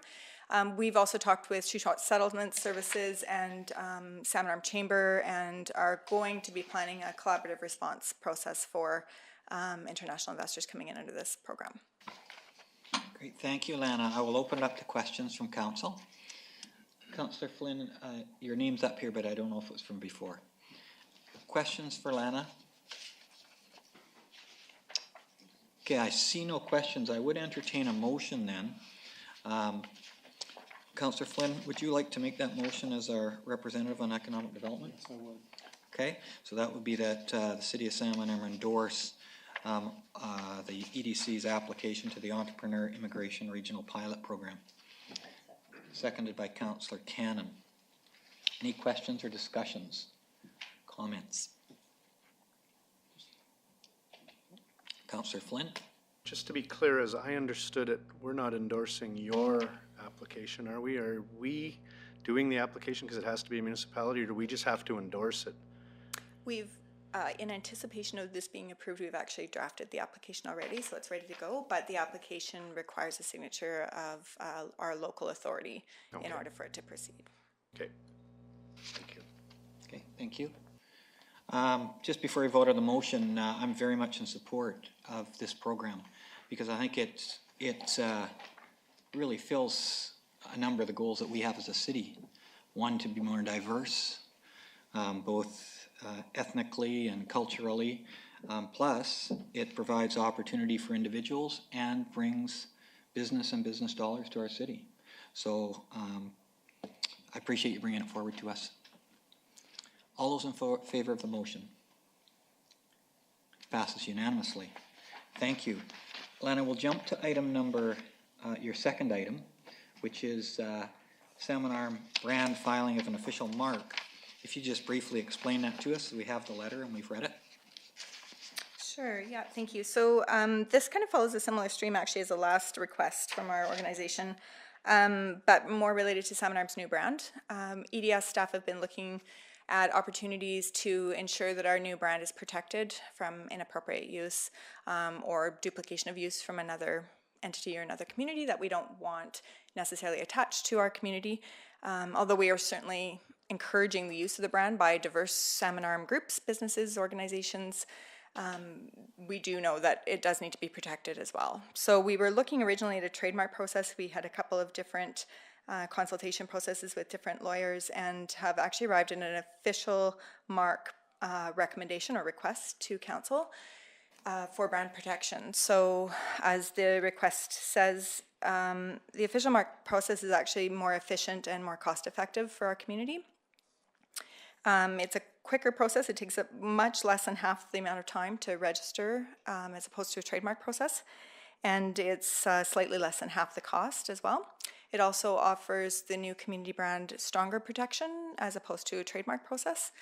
And it's lifeless. So once the municipality registers an official mark, it doesn't have to be redone again, where a trademark process, I believe you'd have to renew again in about a 10-year period, go through the same process to protect that brand. So EDS, we're committed, because we were the initiators of the branding process, we're still committed to overseeing the brand usage and implementing the marketing strat in partnership with our community groups that are committed to that as well. So nothing has changed there, and just wanted to assure the city that that path is remaining the same. But the only ability for us to register the new brand under the official mark process is for our local government to initiate that. So very similar to the last request, asking that the city take that process on.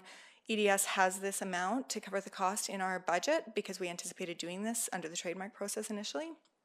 This just provides a little bit more cost-effective and efficient manner to protect it.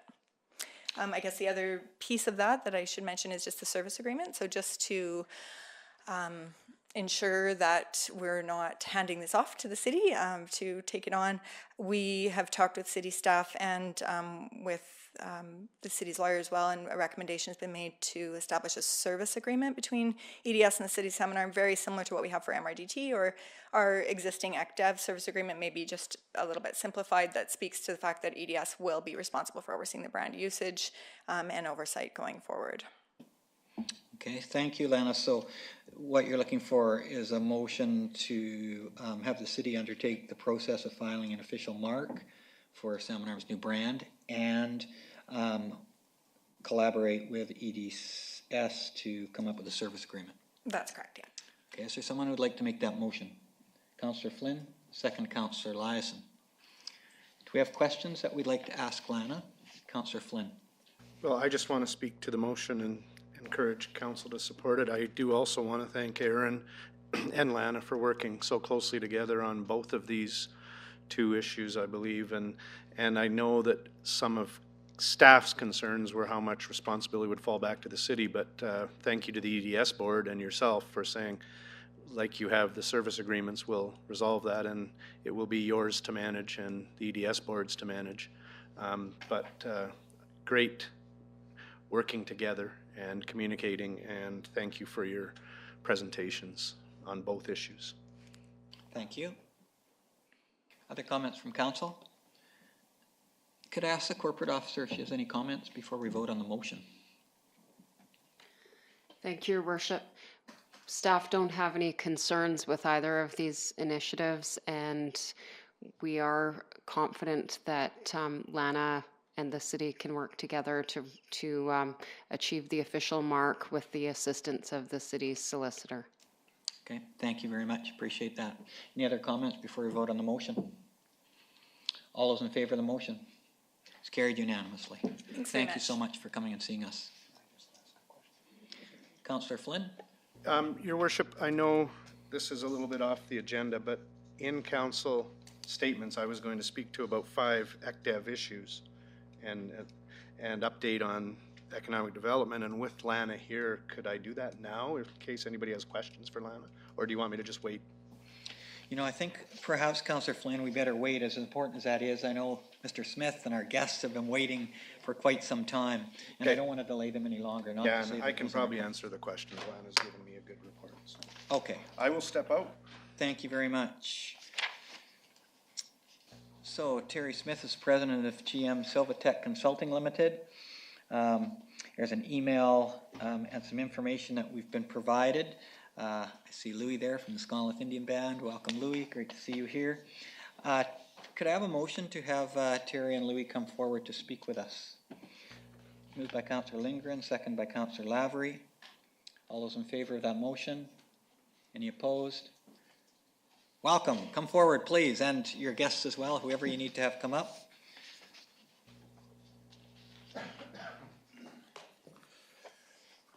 Your Worship and Council, we were invited by Chief Administrative Officer to give an update on the wildfire protection initiative between the Nisconlith Indian Band and the City of Salmon Arm, and basically to also inform the new council members. So this initiative is a partnership between the Nisconlith Indian Band and the City of Salmon Arm. The Nisconlith Indian Band presented a motion or an idea to the city to partner and go together to address the issues of wildfire protection and mitigation in this area. Terry, just bring your mouth real close to that mic, okay, because I know the audience is interested too. Okay. That's great, thank you. The band, as you know, has a large reserve within the city boundaries of Salmon Arm as well. And so there's a mutual interest to protect both areas from wildfire. And with the recent couple of years of intensive smoke that we've experienced and wildfires in the province, there's an increasing interest, and there's an increased interest around the world because of wildfires. So this is a partnership, and there's two parts to this applications. There's two funding sources. One is the Community Resiliency Investment Program, which comes under the Union of BC Municipalities. And there is the Forest Enhancement Society of BC program, which comes through the Wildfire Center and the Ministry of Forests, but they are a separate organization. Both of these groups cooperate with the Wildfire Center portion of the Ministry of Forests. Both have funding sources. The Community Resiliency Investment Program is designed to treat fuels within city boundaries primarily, and the Forest Enhancement Society funding is primarily aimed at treating fuels around the outside of the city boundary. We're interested in the area outside of the city boundary because we know regularly with big fires that the fire can leap and throw firebrands up to 2 kilometers ahead of the fire, which is why fires move so quickly. It's not the front that's necessarily moving so fast, it's the winds carrying these firebrands ahead. So that's why we're interested in a wider section. This is a government-to-government partnership between the Nisconlith Band and the City of Salmon Arm. We have 2 areas that we're interested in treating, both in the City of Salmon Arm and with Nisconlith Band. So the funding for CRI is about $100,000 for each organization, and will be spent on band lands and city lands both. Most of the funds for the CRI program, the Community Resiliency Program, this year is intended to go towards the creation of a community wildfire protection plan for the community, and for education and developing fire smart principles and values within the residents and businesses of the city. A small amount of the funding will be left for treatment this year. And the treatment is, after discussions with staff people, we decided that probably the best area to begin treating would be a pilot area up in the community watershed that was easily accessed for people to go and see what the treatment looks like. And then we would basically restricted to about 4 to 5 hectares up there this year. In subsequent years, once the Community Wildfire Protection Plan is completed and in place, there's much more funding left for treatment within the community. Because the city of Salmon Arm has such large amounts of forested lands within the city, with the budget that the CRI program allows, which is only $100,000 a year, it would take a long time to treat all of the forested lands within the city.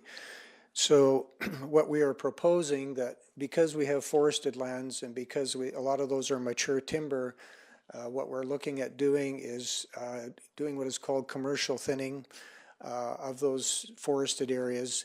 That commercial thinning, as the name sounds, it would generate revenues.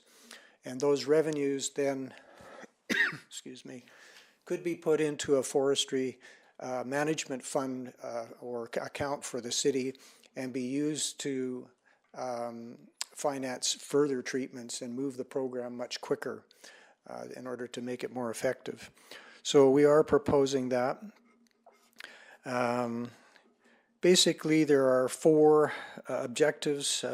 One is to mitigate wildfire. One is to utilize residual biomass. So the thinnings and the products that are coming out, the biomass that's coming out of these areas that are treated, mostly in the province right now, they're simply burned. They're piled and burned on the site. We're proposing, under the encouragement of the province and the federal government as well, to utilize that biomass, to chip it, and to be able to utilize it in bioenergy plants in the southern interior of BC. And that also will reduce the addition to greenhouse gases. Obviously, the burning creates greenhouse gases. The greenhouse gases create weather changes, and the weather changes give us forest fires. So we're just exacerbating the situation if we keep doing a lot of burning. The 4th objective here is training employment of First Nations and local people to be able to carry out these kinds of activities. So it'll be employment created as well.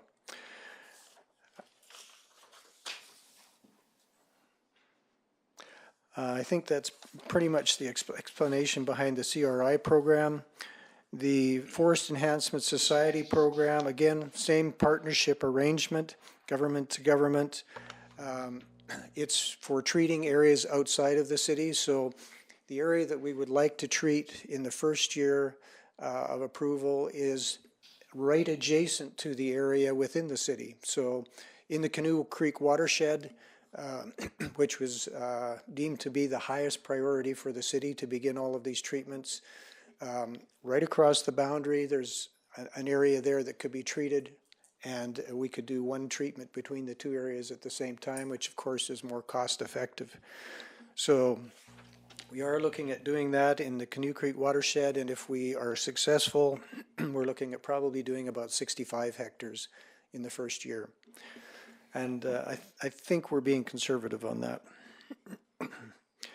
Again, the same idea in that area, we would have commercial thinning going on. Because that is not within the city, it would have to go under a separate license, a cutting license. The cutting license would be a forestry license to cut with the BC Ministry of Forests. We've spoken with them about that. They're very aware of that and in agreement with that type of approach. And again, there would be revenues generated from the commercial thinning, and those revenues could be available to go back into the program. The commercial thinning would be funded totally by revenues generated from the work, and then part of those revenues, excess revenues, could go into help funding the overall understory treatments. So by doing some contributing to the funding of the overall program, it puts us in a better favor of winning the project. That's basically what it does. They look for that kind of thing in their adjudications. Again, 4 phases to this. There's the planning, which includes the prescriptions, the surveys and whatnot, the layout of the areas that have to be treated. Phase number 2 is the treatments, including commercial thinning. Number 3 would be the non-commercial thinning, the ground fuels and the understory removal. And the 4th thing would be the final cleanup and utilization of the biomass and creating usable chips or hog fuel that we can work with. So in a nutshell, that is what the program is about. The things that we're needing to do right now, where we're sitting at, both the applications are in. We have had some questions come back and have answered some questions. We're waiting for, we'll get more questions on our applications. They have asked that we clarify the resolution that we have in place right now between the First Nation, the Nisconluth Band, and the city. They want specific wording in there. We were hoping that our last resolution was adequate, but they want clearer wording, in which I've already presented to the CAO. So basically, and that's one thing. The other thing that we're, I guess, asking for at this time is that the city consider getting an early start on this planning.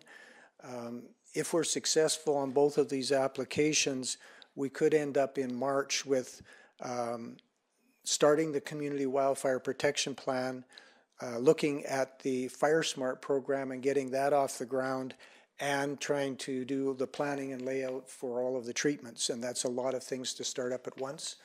So we're hoping that we can start on the Community Wildfire Protection Plan at this time. Under this CRI program, if you are successful in winning the program, if you start anything after your application goes in, they will cover those costs as part of the program. So what we were presenting is that we would risk manage that. We would go forward, Silvatech would go forward and start that planning, and then once the funding came in, we would get reimbursed for that planning. So that's what we're hoping for. In order to do that, we need answers and meetings and some time with the staff to be able to move forward on that.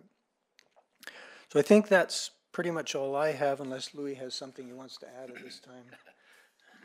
Not really. I'm kind of negligent. I should have been more informed with Terry, but I have a lot of other commitments, and like today I had about 4 mini meetings, so catching up after the holidays. So I think will be more communication. I'm more interested in the biomass that he's talking about too, and I want more information on that. It's great to have you here, Louis, just as a support. Thank you for being here. Okay, thank you very much, Terry. Council can see that there is a motion proposed. I'd wonder if there would be someone who would like to move that motion. Councillor Lavery, is there a seconder to that motion? Councillor Cannon, thank you. That will allow us to ask questions and to discuss the motion. So let's start with questions for our speakers. Councillor Lindgren. Thank you. Thank you for the presentation. I'm just curious about the commercial thinning. What are the parameters? How do you decide which trees go and which trees stay? And is it a percentage of the forest, or is it a size of tree? Or good question. All of the above, kind of. So what we're interested in doing with the commercial thinning is removing the bulk density of the main canopy. And the reason for that is because that's your main carrier for a crown fire, which is your very fast moving fire. And we always want to try to keep a fire out of the crowns, because that's when it's really dangerous. That's what we saw in the Silver Creek fire. Okay, so typically we will probably remove about a third of 2/3 of the volume. We would leave enough of the canopy there to still intercept snow, because we don't want all of that snow going to the ground and increasing the hydrology of the site too much. We want normal snow melt as much as possible, and we've talked with an area hydrologist about that.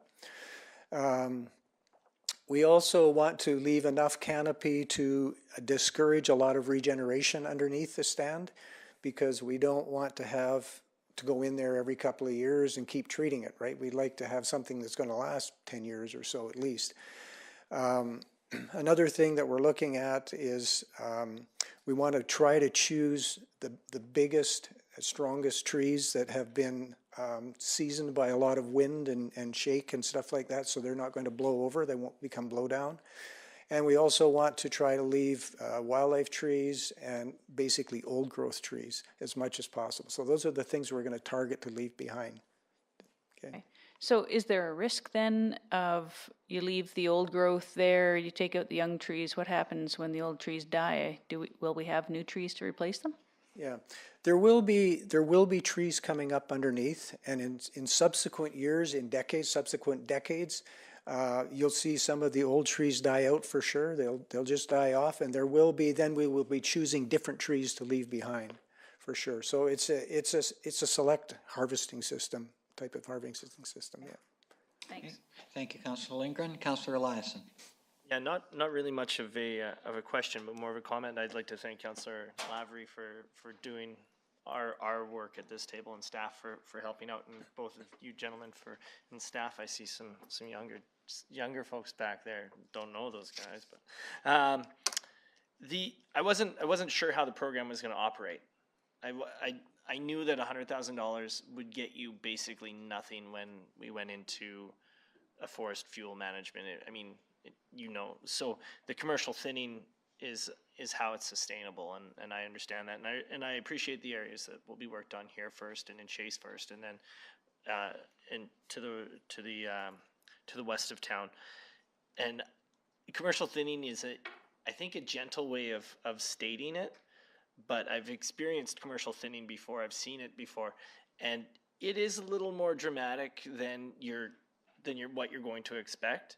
But I appreciate it's being done in a fire control management sort of way rather than just a pure logging sort of way, whereas the logging would be timber value, leave what's required to be left, and this will be more of a sustainable, I think, thinning. But you're going to notice it, and to do that amount of land, it will be substantial. So I was wondering where the sustainability would come from, especially financially, and that's been answered. I'm glad that everyone's been doing their work on this, and I'm hopeful that the long-lasting benefits will be positive for everyone involved. So thank you. We're going to make every attempt to use, I call it finesse logging. Mm-hmm. We're going to make every attempt to use the smallest equipment we can get away with.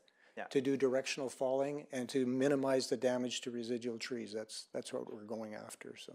And anyone who's active in South Canoe or has been up to see, Medford Dam or the logging that is done by, I think Kurt's the only guy who's really doing the logging up there right now anyways, has seen the different types of management and the intersections of older growth and newly replanted and how it all comes together, especially the valley near Medford. So, and then you go up to Large Hill, so it'll be interesting and hopefully a good example for our users to see how it's done, and then a good first step going forward. So thanks for the presentation, and I wish everyone luck, and I'm happy to support the motion. Thank you, Councillor Eliason. Councillor Lavery. Yes, thanks, Mayor Harrison. Thanks, Terry, for the presentation, Louis and staff. And I want to thank our staff as well. So we have, which is completely out of my realm, what the best practice in forestry is, and I think that we have that at the table. But the key thing of this is the government-to-government approach to doing this. And I think this is, we're going to be learning as we go forward on this. I think it's a wonderful learning opportunity. There's been a huge amount of work that has gone into this since mid-September when UBCM announced this. We have designing the plane as we fly, not so much not on the best practice of forestry, but on the application and navigating all the application for going through to this. And this motion that we have in front of us here represents that last stage of adjusting the plane based on the feedback that we've been getting. There'll be lots of discussion. So we're going to find out. Again, I think looking over at Terry here, mid-February, I think is the window for the announcement of each of these applications. The CRI is important but minimal relative to the FES one, which is significant and ongoing. We have 3 years anyhow, I think our application is. It is the best opportunity that we've had in the last number of years to actually start to put mitigation in place. There will be fire smart activities for individual residents. It rolls out. The key is getting this wildfire protection plan And again, I would urge us to support the latest iteration, the suggestion of the motion, because that came from us right from the province. Yep. Right from the province. All signs are that they are very interested in supporting this. Again, time will tell. Every other community in the province is applying as well, but we just need to set this table here now. Great, thank you, Councillor Lavery. Any other councillors have questions or comments? Okay, thank you, Councillor Lavery, for your leadership, because we wouldn't be at this table at this time without your leadership, and it's much appreciated. And also to our CAO, because I know that he's been working closely with you. And so I'd like to thank Carl as well as Terry and Louis. I just did a couple of questions, and it might be for our CAO. As far as the motion goes, this seems like it's right in line with the Abbott-Chapman report, in that the Nisconluth Indian Band is going to take the lead in applying for, receiving, and managing the grant funding on behalf of the City of Salmon Arm. So how does that work, CAO? The monies would come from the province to the Nisconluth Indian Band, and then our share of the funds would come from there? How does that go? Your Worship, we're still working out many of the details, especially about the commercial thinning aspect. Mm-hmm. So it's a bit premature for us to try to answer those. Okay, but you're comfortable with the motion the way it's worded? Yes. All right. The only other question I have is, because I think residents might ask me this question, so I need to ask you, is why would the first place you would thin trees be in the South Canoe watershed? Why would we begin in the watershed? Yeah. We looked at around the city, and we probably identified 3 or 4 important areas. All of them important. At the suggestion of staff people, that was probably the highest priority. The reason being, if a wildfire went through the watershed to the magnitude of what we had in Silver Creek, there wouldn't be a watershed. Mm-hmm. You would probably have all kinds of ancillary activity happening afterwards. You'd have landslides. You would have great rushes of water coming through in the spring, a very fast freshet. It would probably take out most of your infrastructure that you've got in there already. So you'd have some pretty catastrophic things happening if a major fire went through there. So it'll change the whole hydrology of that watershed, and it probably wouldn't be a water source for quite a while. Mm-hmm. Well, I really appreciate that answer. I thought the answer might be that the other mountains have been burned already and that one hadn't. I don't know if that was part of the consideration, but I mean, that certainly makes some sense to me. Terry, can I just ask you, the other thing that residents often ask is parks in our area, like Little Mountain Park and like the parks in Canoe, and where do they fit in? So those are also, I think, priority areas. There's Coyote Park. There's, of course, an obvious one is Little Mountain. Little Mountain is probably one of your highest priorities as well. It has lots of issues in it already. And so not only could we do fire treatment, but we could do stand improvements in there and forest health treatments at the same time. And so there's good reason for that, not to mention it's just surrounded by homes, right? Yeah. By subdivisions. So, and you've got infrastructure there, you've got towers there, you've got water system there. So there's a lot of reasons to think about that one. The other ones, the other parks are also target areas. You've also got the face of Mount Ida here, where subdivisions are growing that way. And of course, you've got the area just above the industrial park. So those are all high priority areas. And this is why I was stating that if we just rely on the CRI $100,000 a year, it's going to be tough to make a difference. Mm-hmm. So I think that's why we need to look at using the commercial thinning to help finance it. Yeah, I certainly really like the revenue side of that, because we have to be self-sustaining over time, or at least partially self-sustaining, in order to make this work. Okay, any other comments from councillors? All those in favor of the motion? Passes unanimously. Thank you so much for coming and educating us. Really appreciate it. Okay, Councillor Flynn will come back in. We'll move to 11.5, physical literacy. And this was a late item. I'm not sure if Councillor Wallace Richmond, yes, I see your buttons pressed, Councillor Wallace Richmond. Could I call on you to speak to us on it? Thanks, Your Worship. This is as a result of a meeting that was held in December, bringing together a wide group of people from the school district, the Trail Alliance, Interior Health, as well as members of Salmon Arm and other cities and municipalities. And they're looking to begin the process of doing some research in the physical literacy of the region. As a result of that, they're looking for a letter of support from the city. I think it would be a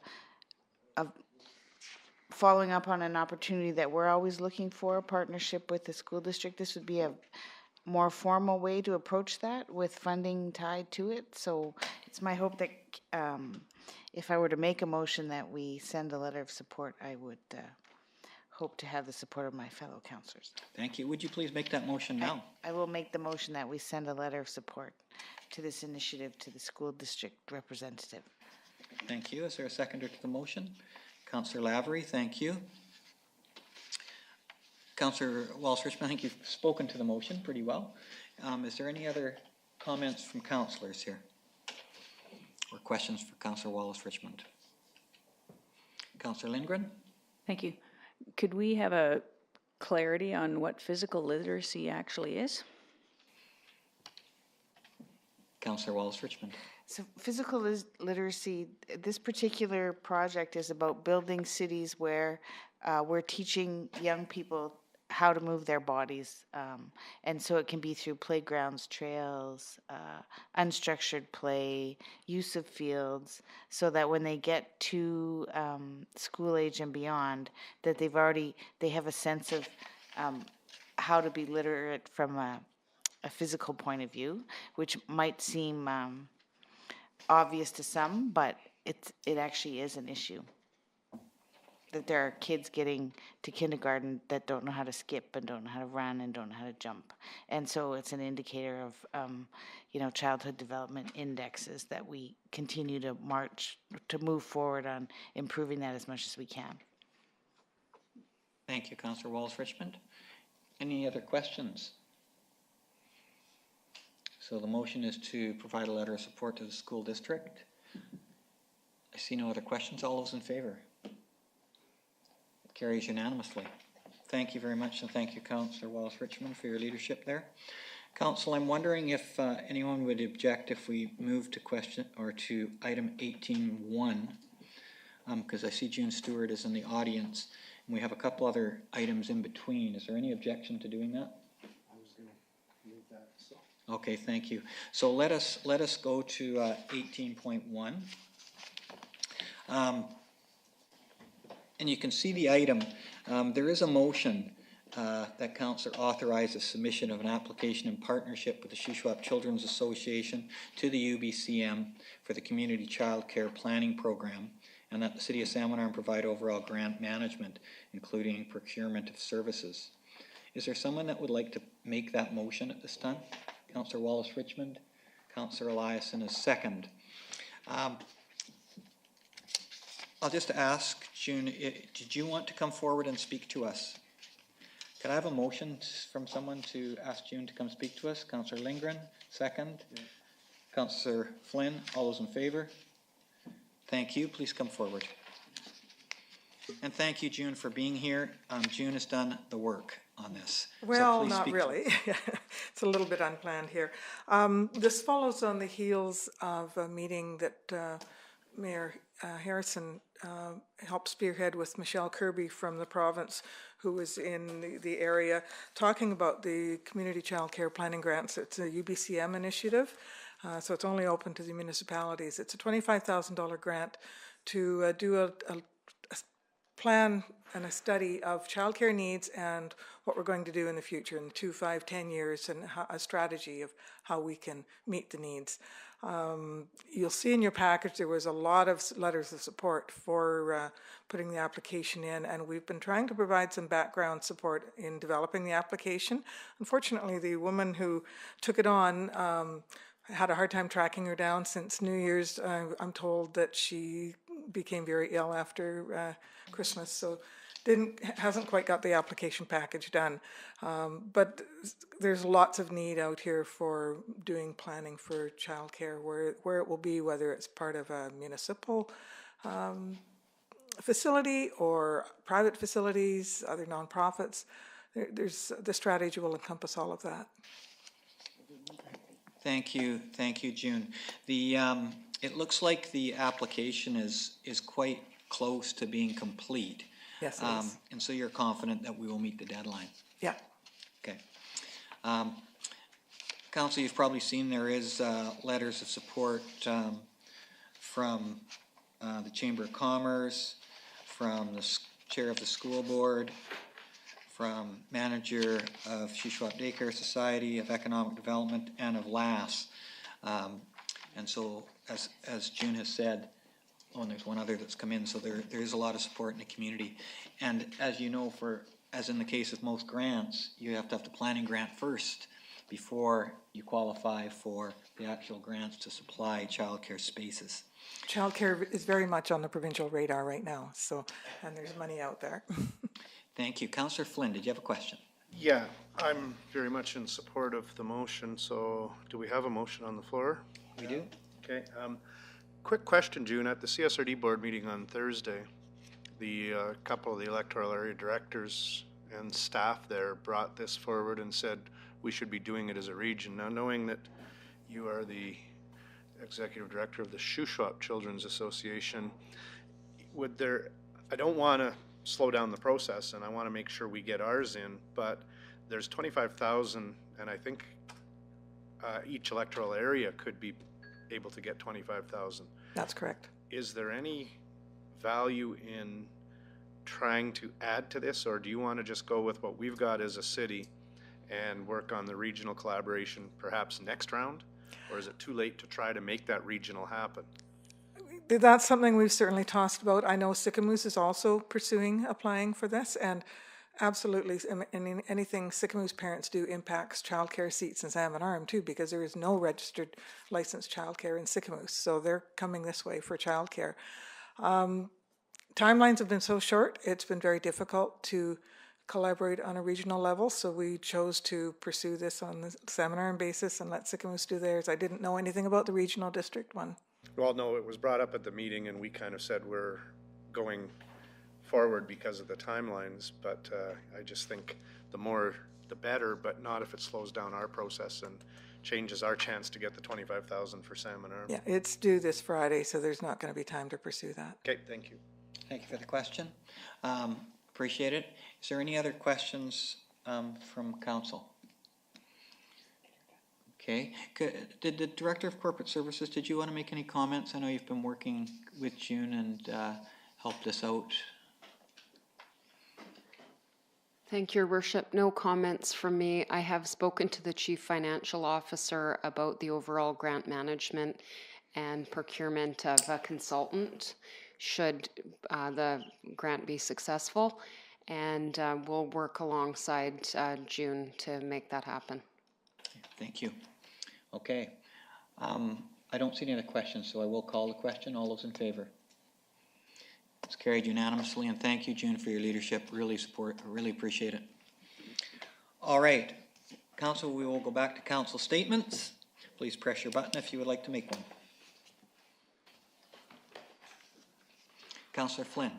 Thank you, Your Worship. Quickly updating on economic development. So first of all, a couple of dates. The first one, you just received an email from Lana that you may not have yet.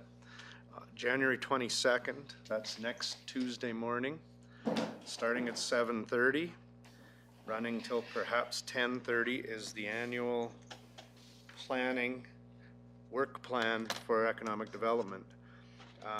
All of you have been invited. They just need to know how many people want to attend, starting at 7:30, because they need to order breakfast. Should be about 2 to 3 hours, and anybody who wants to be involved in helping the Economic Development Society set up, just wants to put input into their work plan, that's the time to do it. everybody is invited, but just let Lana know if you plan to attend so they can plan for breakfast. Another date that's really important is they've launched the Shoe Shop, 5th year of Shoe Shop Launchpreneur. 2016 is the biggest year yet. The final competition night is booked for March 14th at the Salmon, and the sneak peek event is February 9th at Piccadilly Mall. February 9th. So, but March 14th is the final event.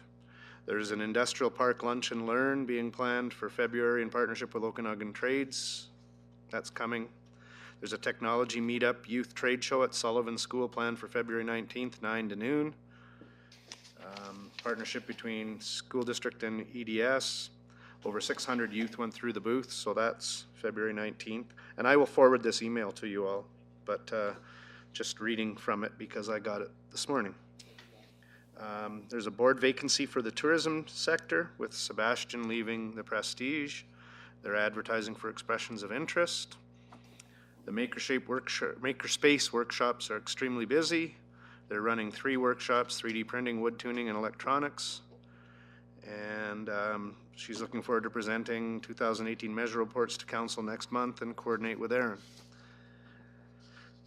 And I believe the only other thing I will mention is related to CSRD.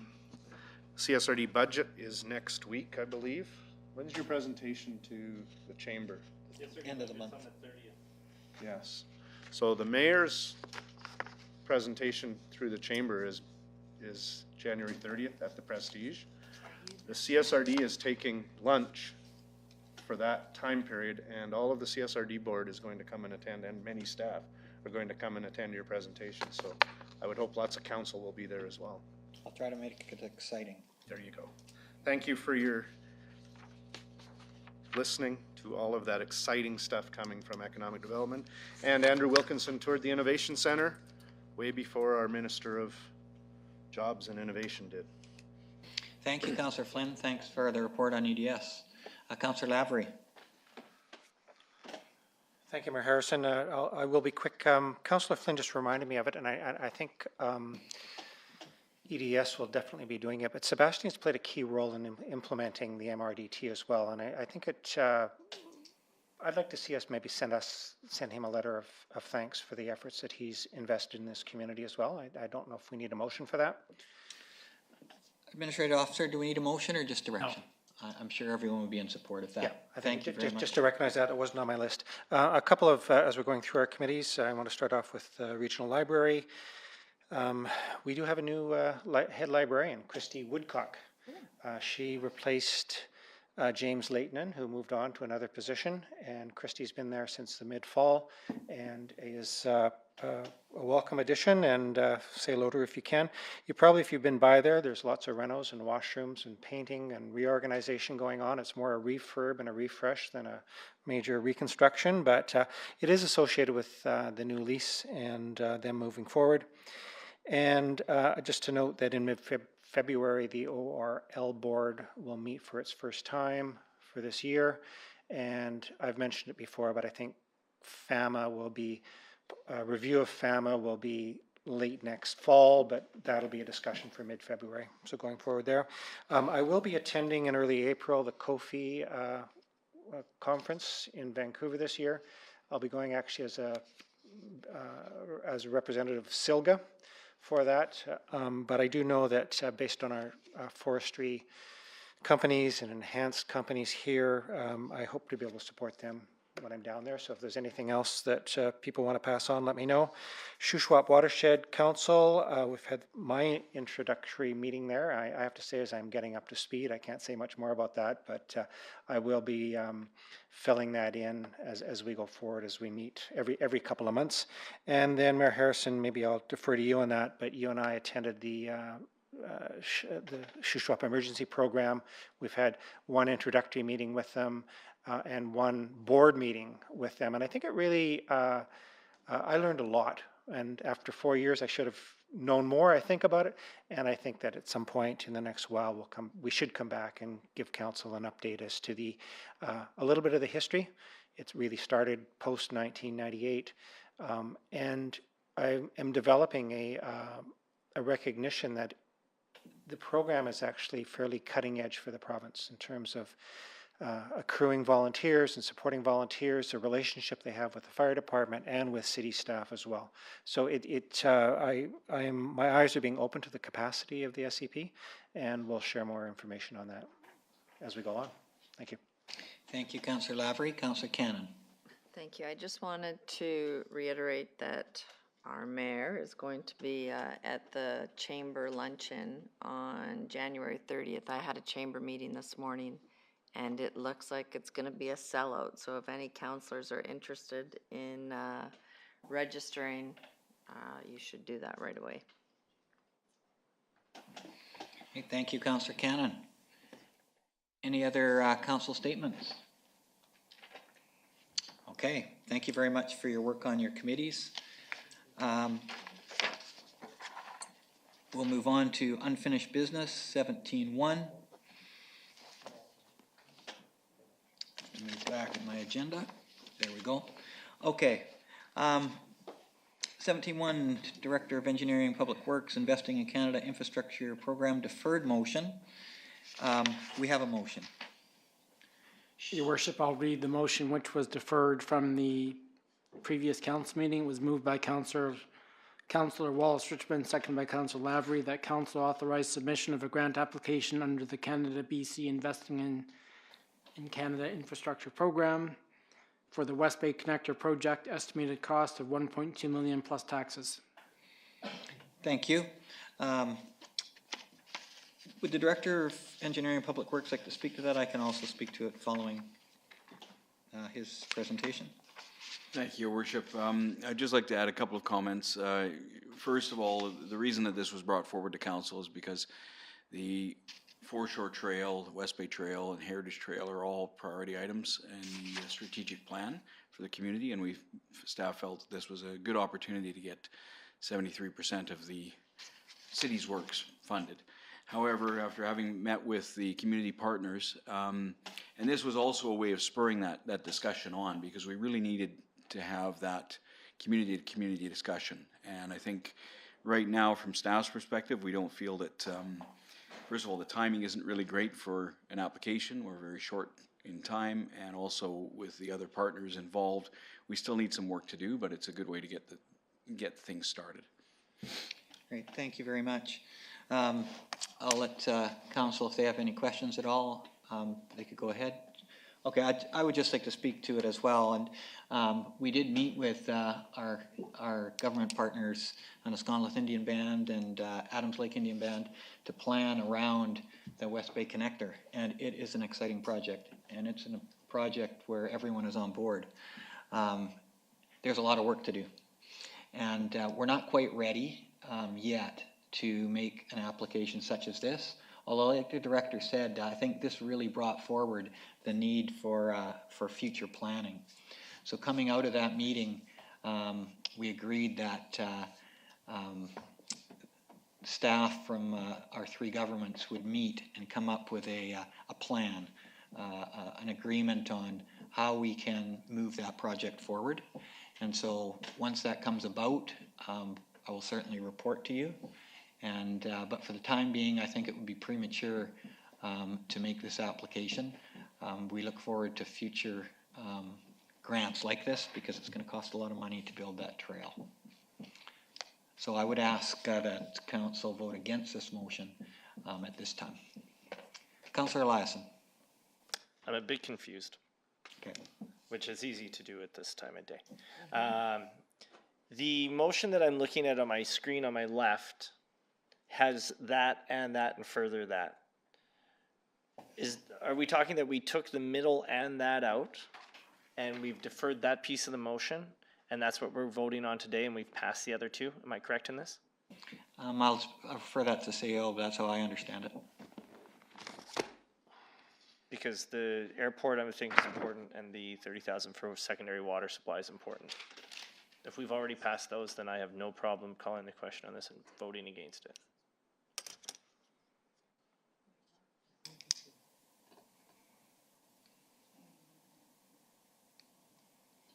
But I forget. Your Worship, there were several components of that application, so the motion was split at the last meeting to deal with those individual components. And we supported. 1 and 3. Yeah, 1 and 3, and we deferred the middle one. So now we're debating the middle one. Okay, So- thank you, Your Worship, and thank you for your explanation between you and staff. I don't require any more information on this, and I'm happy to vote against it, not saying that I don't support this in the future, but the timing just isn't right now. Thank you, and thanks for clarifying the motion for all of us. Councillor Flynn. My question, I hate to give Councillor Eliason this much credit, but he asked the exact same question I was going to ask, and with the clarification, I too will vote against the motion, but thank staff and our partners for their time and energy making sure we don't apply until we're ready. Thank you. Any other comments? All those in favor of the motion? All those opposed?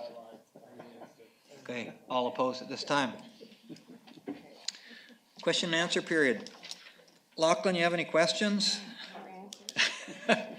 Only those that are paid to be here hung in there. Thank you very much. We will take a recess until this evening at 7 o'clock.